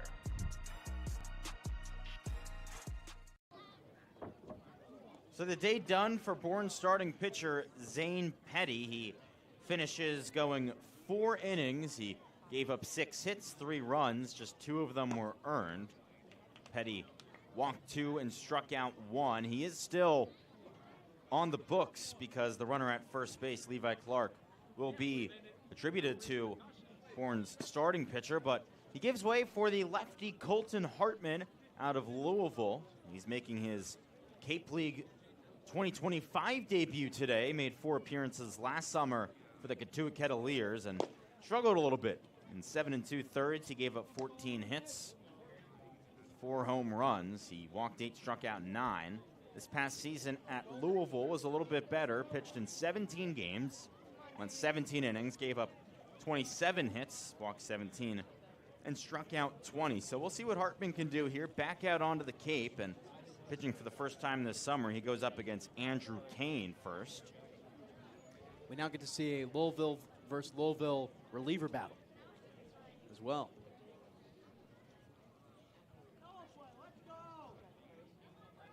Hartman comes set. His first pitch misses outside on a fastball, and the count 1-0 to get things going. Clouds continuing to cover the field. We'll continue to monitor as the game goes on, but it seems like we could see some rain in about 50 or so minutes.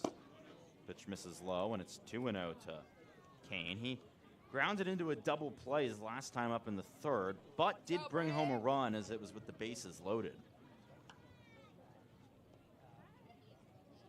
Seems like there might be a bit of an issue with the pitch comm as Campbell Smithwick is out on the mound and talking with Hartman.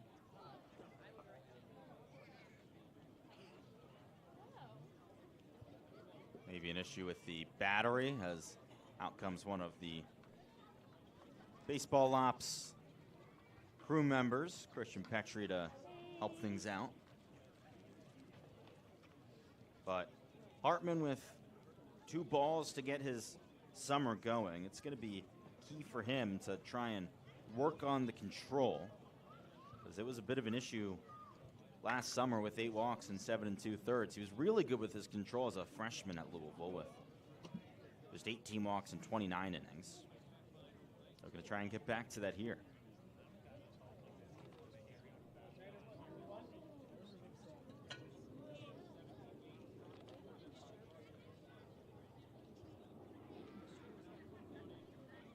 First pitch, upstairs, fastball. It's 3-0. Hartman was a big-time pickup for Louisville, was one of the top-ranked players in the state of Ohio at a high school. Finally finds the zone, takes a little bit off the fastball, and fires it down the middle. He's the last pitcher of this new bunch who has yet to make their debut until now. One of a few guys who just recently got added to this team, Matthew Potok. Of course, yesterday, Folger Boaz came in a few games ago. Colin Fisher made his starting debut yesterday. Hit to the right side. What a play by Logan Hughes. He steps on the bag. It's a double play. Dun-dun-dun. Put it on SportsCenter. A top 10 play from Logan Hughes on the snag at first. What a grab right there. We haven't seen much opportunity for Logan Hughes to really show out. He had one grab in left field a little while ago. That was outstanding, and he does one here that's, like you said, Adam, SportsCenter worthy. Chris McHugh stands in. First pitch, a called strike.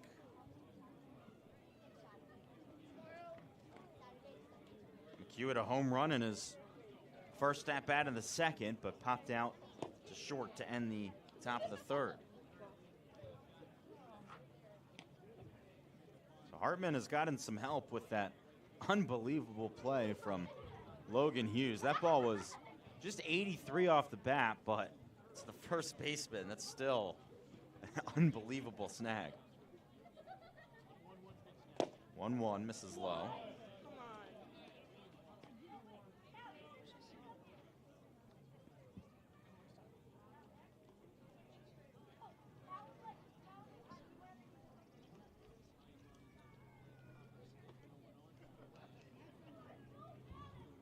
What a beautiful shot of the moon as the 2-1 pitch is hit foul down the third base line.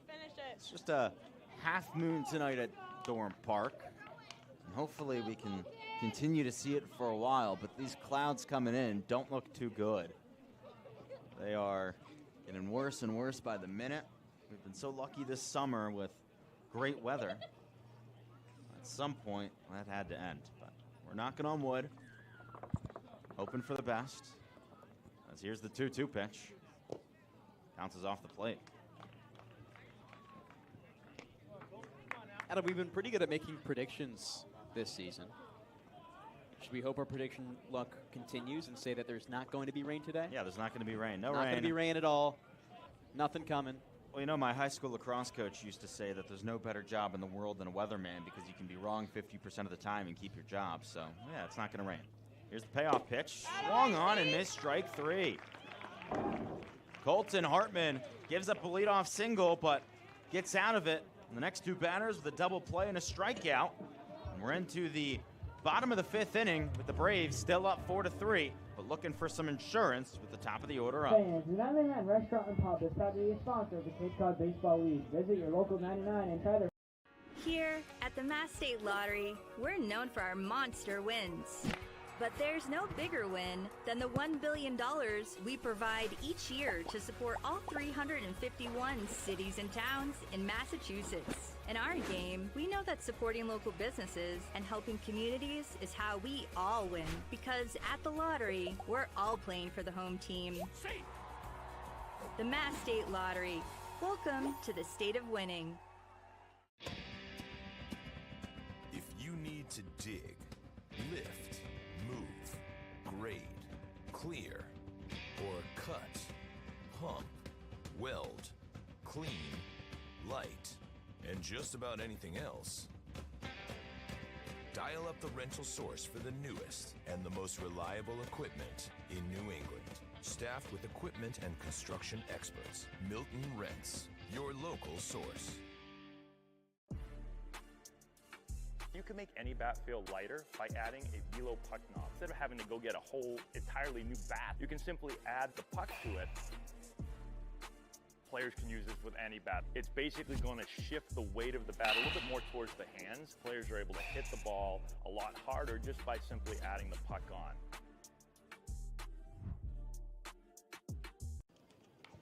Now batting from Vanderbilt. Bottom of the 3, fifth and the Gotkin. top of the order up for the Bourne Braves. They could really use some more insurance here, up 4-3.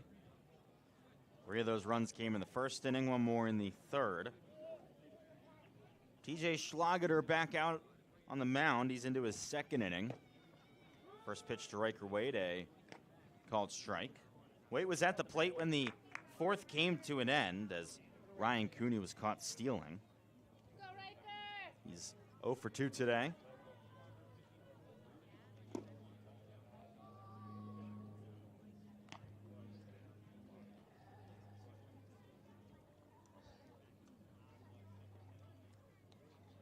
Wade leads Bourne with 10 runs scored. He seems like almost a guarantee to score every game. There's a slow chopper to third. Quick throw to first is in time from Cheyenne, who really had to go quick with Riker Wade hurrying down that first base line. Cheyenne's been having an excellent game at shortstop. Maybe one of the better away performances here at Doran Park that we've seen all season, which has been taking away a lot of base runners. This Bourne team is extremely fast. Oftentimes they can beat out some players, but they haven't really had any chances to do that today with Cheyenne's gun at shortstop. Gavin Kelly stands in. He's 0 for 1 today with a walk. Big loop in curve, in for a strike.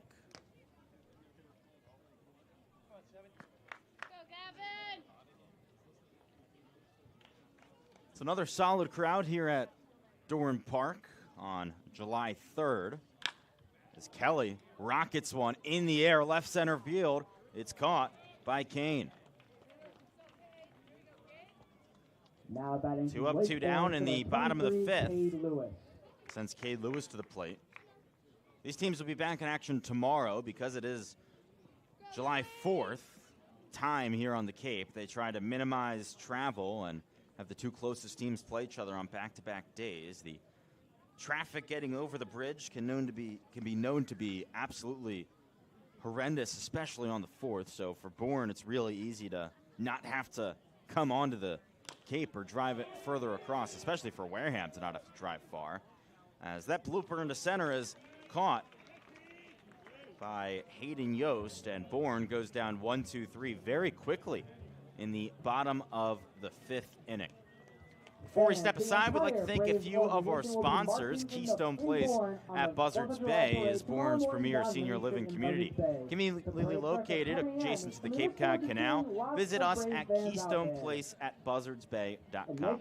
Marty Chevrolet, your dealer for the people, proudly supports Bourne Braves baseball team. See all our cars and trucks at martychevrolet.com, and go Braves. We're into the 6th, the score, 4-3 Bravos. Don't go anywhere. The Cape Cod Baseball League, in partnership with the Mass State. Cape Cod 5 is proud to be the official banking partner of the Cape Cod Baseball League. Cape Cod 5 offers a broad range of financial products and services tailored for every stage in your financial journey. Reach out to us. We're here to help. Here at the Mass State Lottery, we know there's no bigger win than the $1 billion we provide each year to support all 351 cities and towns in Massachusetts. Now that's how we all win. The Mass State Lottery. Welcome to the state of winning. Get ready for big results with our small machines. With more power, performance, comfort, and savings. They're ready for every job.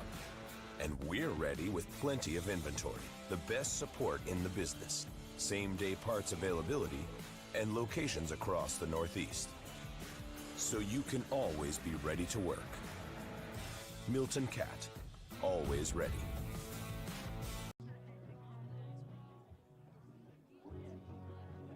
Top of the 6th inning, the score is still 4-3. The Bourne Braves lead the Wareham Gatemen. It's a game ultra important for the division standings. If Bourne wins, they'll jump past the Gatemen and move out of the 4th spot in the Now league batting from Arizona, standings. number 20, Easton Brayfogle. It's Colton Hartman, I should say, back out onto the mound into his second inning of work. He put Wareham down 1-2-3 with help of a double play in his first. Go up against Easton Breifogel. First pitch, a bunt. Fielded by Hartman, throws to first, and it's not in time. Breifogel with a bunt base hit to lead off the top of the 6th inning. How often do you see that nowadays? Well, we've seen it a couple times with Mr. Braden Holcomb. But twice all season. That's the only 2, I think, and no one else has done it.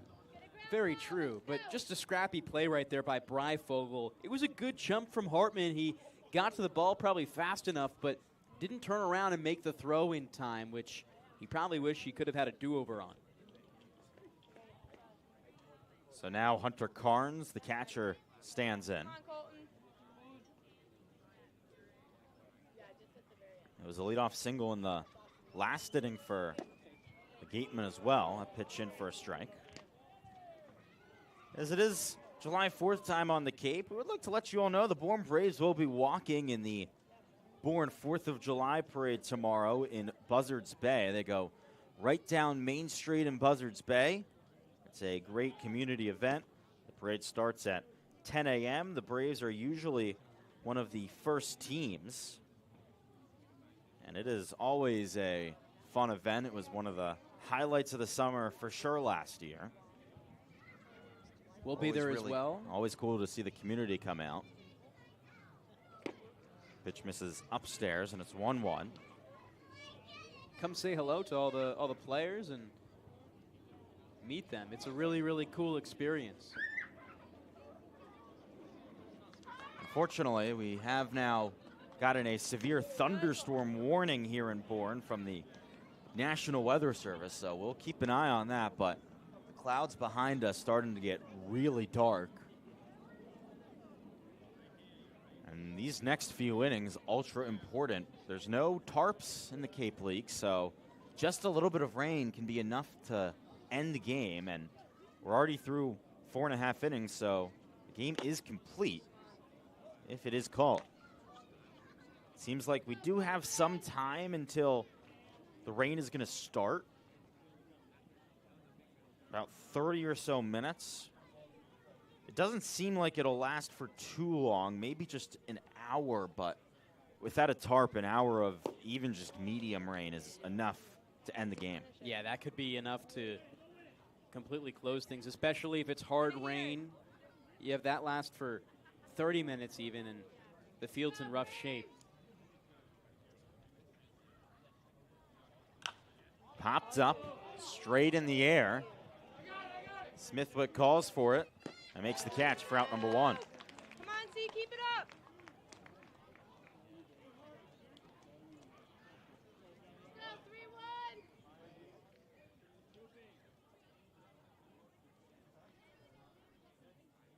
Landon Stripling steps in. He's 0 for 1 today with a walk. Actually, no, that is a pinch hitter for the Gatemen. It's not Landon Stripling already in just the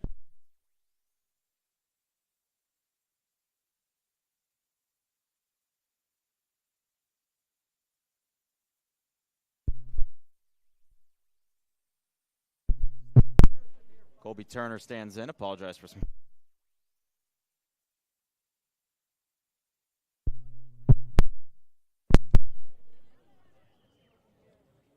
We've got one gone here in the top of the 6th. Throw over to first, but back in time easily is Breifogel.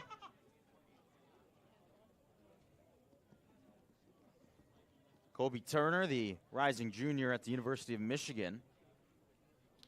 Transferred there from San Diego State, a native of Huntington Beach, California. Fastball misses high. That's got to be a big change in lifestyle, huh? To grow up Huntington Beach, California, go to San Diego, and then out of all places, move to Ann Arbor, Michigan. Nothing bad about Ann Arbor, but I mean, it's not the beach in California. It's not quite the beach in California, but I have heard it's just a phenomenal college town. I've never been there myself, but I've just heard amazing things. Oh, me too. But, I mean, there's nothing like the beach, especially a California beach. I mean, it's, that's peak beach, I guess you could say. I mean, we watched a movie last night, Devon, that was all focused on a lot of California beaches. We watched Love and Mercy. I'd highly recommend it, a Beach Boys documentary. Yep. About Brian Wilson, who was their Or lead movie. singer. Movie. Well, biopic. Biopic. But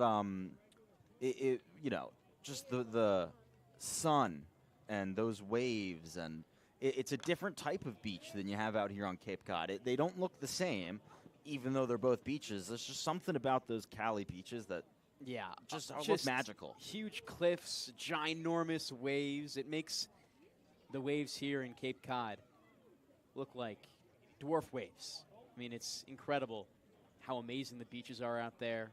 Well, 'cause the thing with Cape Cod is, other than the national seashore all the way out on the East Coast, it's all bays. Right. So, we're looking at beaches, but it's not an ocean beach. It's a bay beach, which is a little bit different. Out in Cali, it's all your ocean beaches. The Pacific is known to be crazy, too. Mm-hmm. Yep. Speaking of movies, one of my favorite ones growing up, I don't know if you ever saw it, Chasing Mavericks.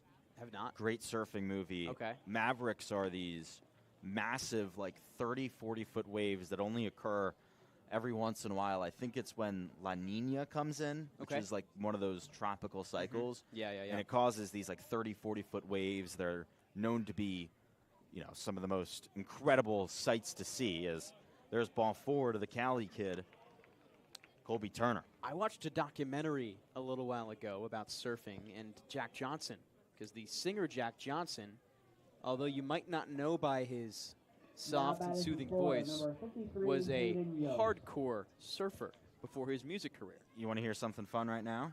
I asked Kahio Aloy during batting practice if he was a Jack Johnson fan, because he's Hawaiian and Jack Johnson's Hawaiian. We were actually talking with Aloy about music earlier today. He's a big reggae guy. And so I asked him, Jack Johnson, not reggae, but similar beachish music, if he ever had heard of him, and shockingly, he hadn't. Well, he definitely has heard of some Jack Johnson songs. That's what I was thinking. Everyone knows Upside Down, exactly. the Curious George song, Exactly. Banana Pancakes. I saw Jack Johnson live once, one of my favorite concerts ever. Aloy played reggae at the pregame for yesterday's game, and I was a little caught off guard because it was not music we had heard in the pregame before.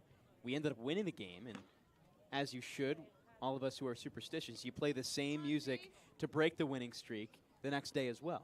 And it seems like it's turned out well so far for the Braves. Well, some of the guys were asking Aloy how he just kept knowing all the songs. He loves it. I mean, how can you not? In fact, he was behind the Ox. 2-0 misses upstairs, and it's 3-0. Aloy always has a huge smile on his face, and today he's in the dugout as the designated hitter. You got to imagine that he is a good guy to have as a DH, just because he always keeps the vibes high in the dugout. When I walked by him earlier, he did the, not sure exactly what it's called, but the surfing hand chill, thing. like the chill the out pinky and thing. thumb Yeah, I was walking shake. by him. He was in the dugout, and the pinky and thumb pointed out. Just the chill. There's ball forward to Yost, and back-to-back walks load the bases for the number 9 hitter, Vance Sheehan. Not to make a generalization, but it does seem like most Hawaiian people just are great to be around. I'd say that's a massive generalization. I've never met any Hawaiian people who aren't great to be around. Exactly. But, Well, perfect. You proved the I point. also have not met. I've maybe met 2 Hawaiian people in my life, so it doesn't really matter. help it out. But Every single Hawaiian person you've met, it's been nice to be around. when you live by the beach, it's hard not to be happy. Right. Don't worry, be happy. That's one of those Hawaiian songs. That's man, the fact that I think that's the name of the song. Yeah, it's a great one. The number 9 hitter, Vance Sheehan, stands in with the bases loaded and 1 gone. First pitch misses low. This is the 3rd time that Wareham has the bases loaded in 4 innings. They scored 1 run each of the first 2 times. Another one would tie the game at 4, and a base hit could potentially give Wareham the lead. 1-0 misses outside, and it's 2-0. There is some action in the Braves bullpen. Looks like Josh Gunther getting loose, or actually no, that's Logan Beavis, the right-hander out of Texas Tech. He was spectacular a couple games ago when he was in a high leverage situation, as there's a line drive into left, straight into the glove of Kelly, and he just goes to third to keep the runner at second. So it's a sacrifice fly as Easton Breifogel comes in to score. Van Sheehan gets his second RBI of the day, and we're all even at 4 in the top of the 6th inning. Ole Miss number 3, Braden Randall. It's been really simple baseball for Wareham today, just knocking in a run at a time. They've had one in the second, one in the third, one in the fourth, now here one in the 6th. Doing a great job at keeping the game simple, but Bourne on the other side, they've been limiting. And that's what you need to do. Now it's the top of the order to the plate, and Braden Randall.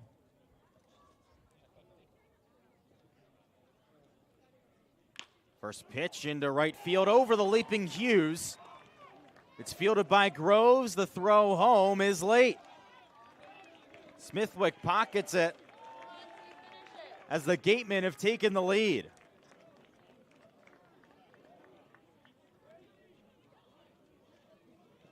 It's 5-4 Wareham here in the top of the 6th inning. An RBI single for Braden Randall. He's got now 7 RBIs on the season.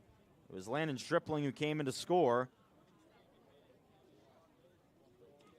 Now it's Levi Clark in, and Scott Landers is on his way out to talk with the pitcher. He points into the bullpen, and the day is done for Colton Hartman. So it'll be Logan Beavis to come in when we come back. You're watching the Bourne Braves Broadcast Network on Cape League TV. We'll tell you about the new pitcher in a moment.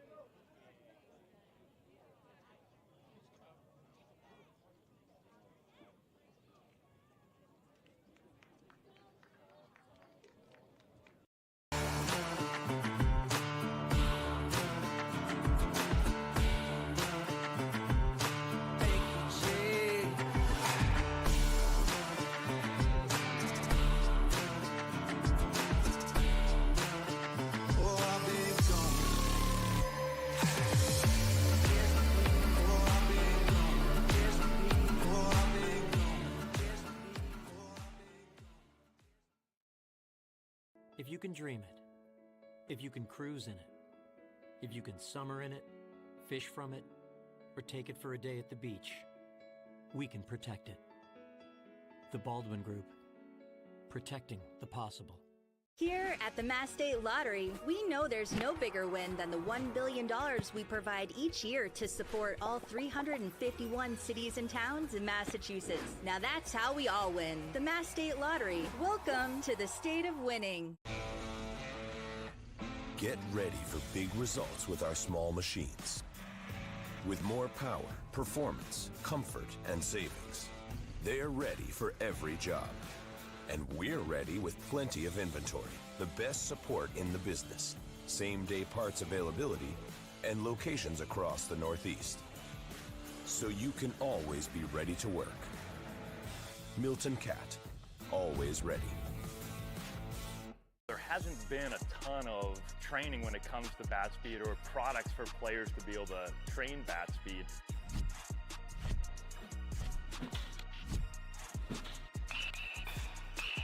You can improve your bat speed and reach your goals working 10 to 15 minutes a day on this a couple of times a week. That's a no-brainer for every player.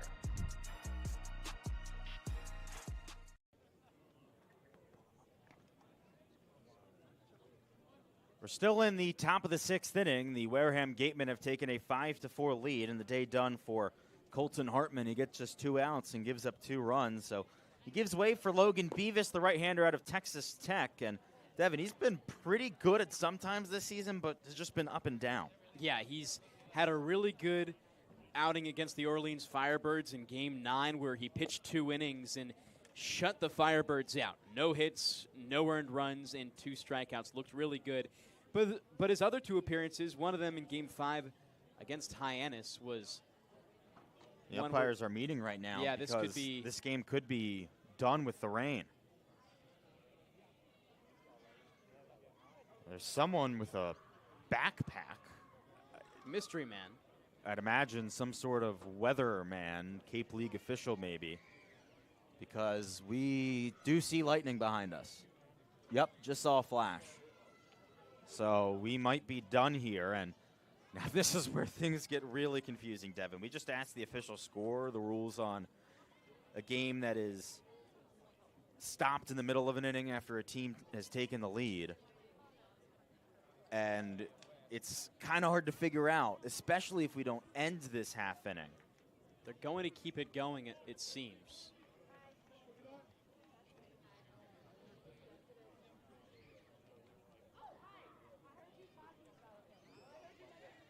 So now the Bourne trainer's out there, as well as Scott Landers. It could start downpouring any moment here. We're going to try and be careful and prepare ourselves for the rain as we're sitting outside. But they are going to continue at least for now. And Logan Beavis is out on the mound. Now Scott Landers is saying he just saw lightning. And so we are into a 30-minute rain delay. So we'll step aside here on the Bourne Braves Broadcast Network as we have entered our first rain delay of the season. We will give you any updates, let you know what happens. But right now we have seen our first delay, and with my experience here at Dorn Park, if we have extended rain for a long time, we could be done. So we'll see. Now, what exactly happens, we're not exactly sure. This game could revert back to the end of the fifth, which could be a 4-3 Bourne lead. This top half of the inning never ended. We'll try and find out. We'll let you know if we do know. But, again, for now, we'll step aside with the score. 5-4 Gatemen in the middle of the top of the sixth. We have entered our first rain delay of the summer.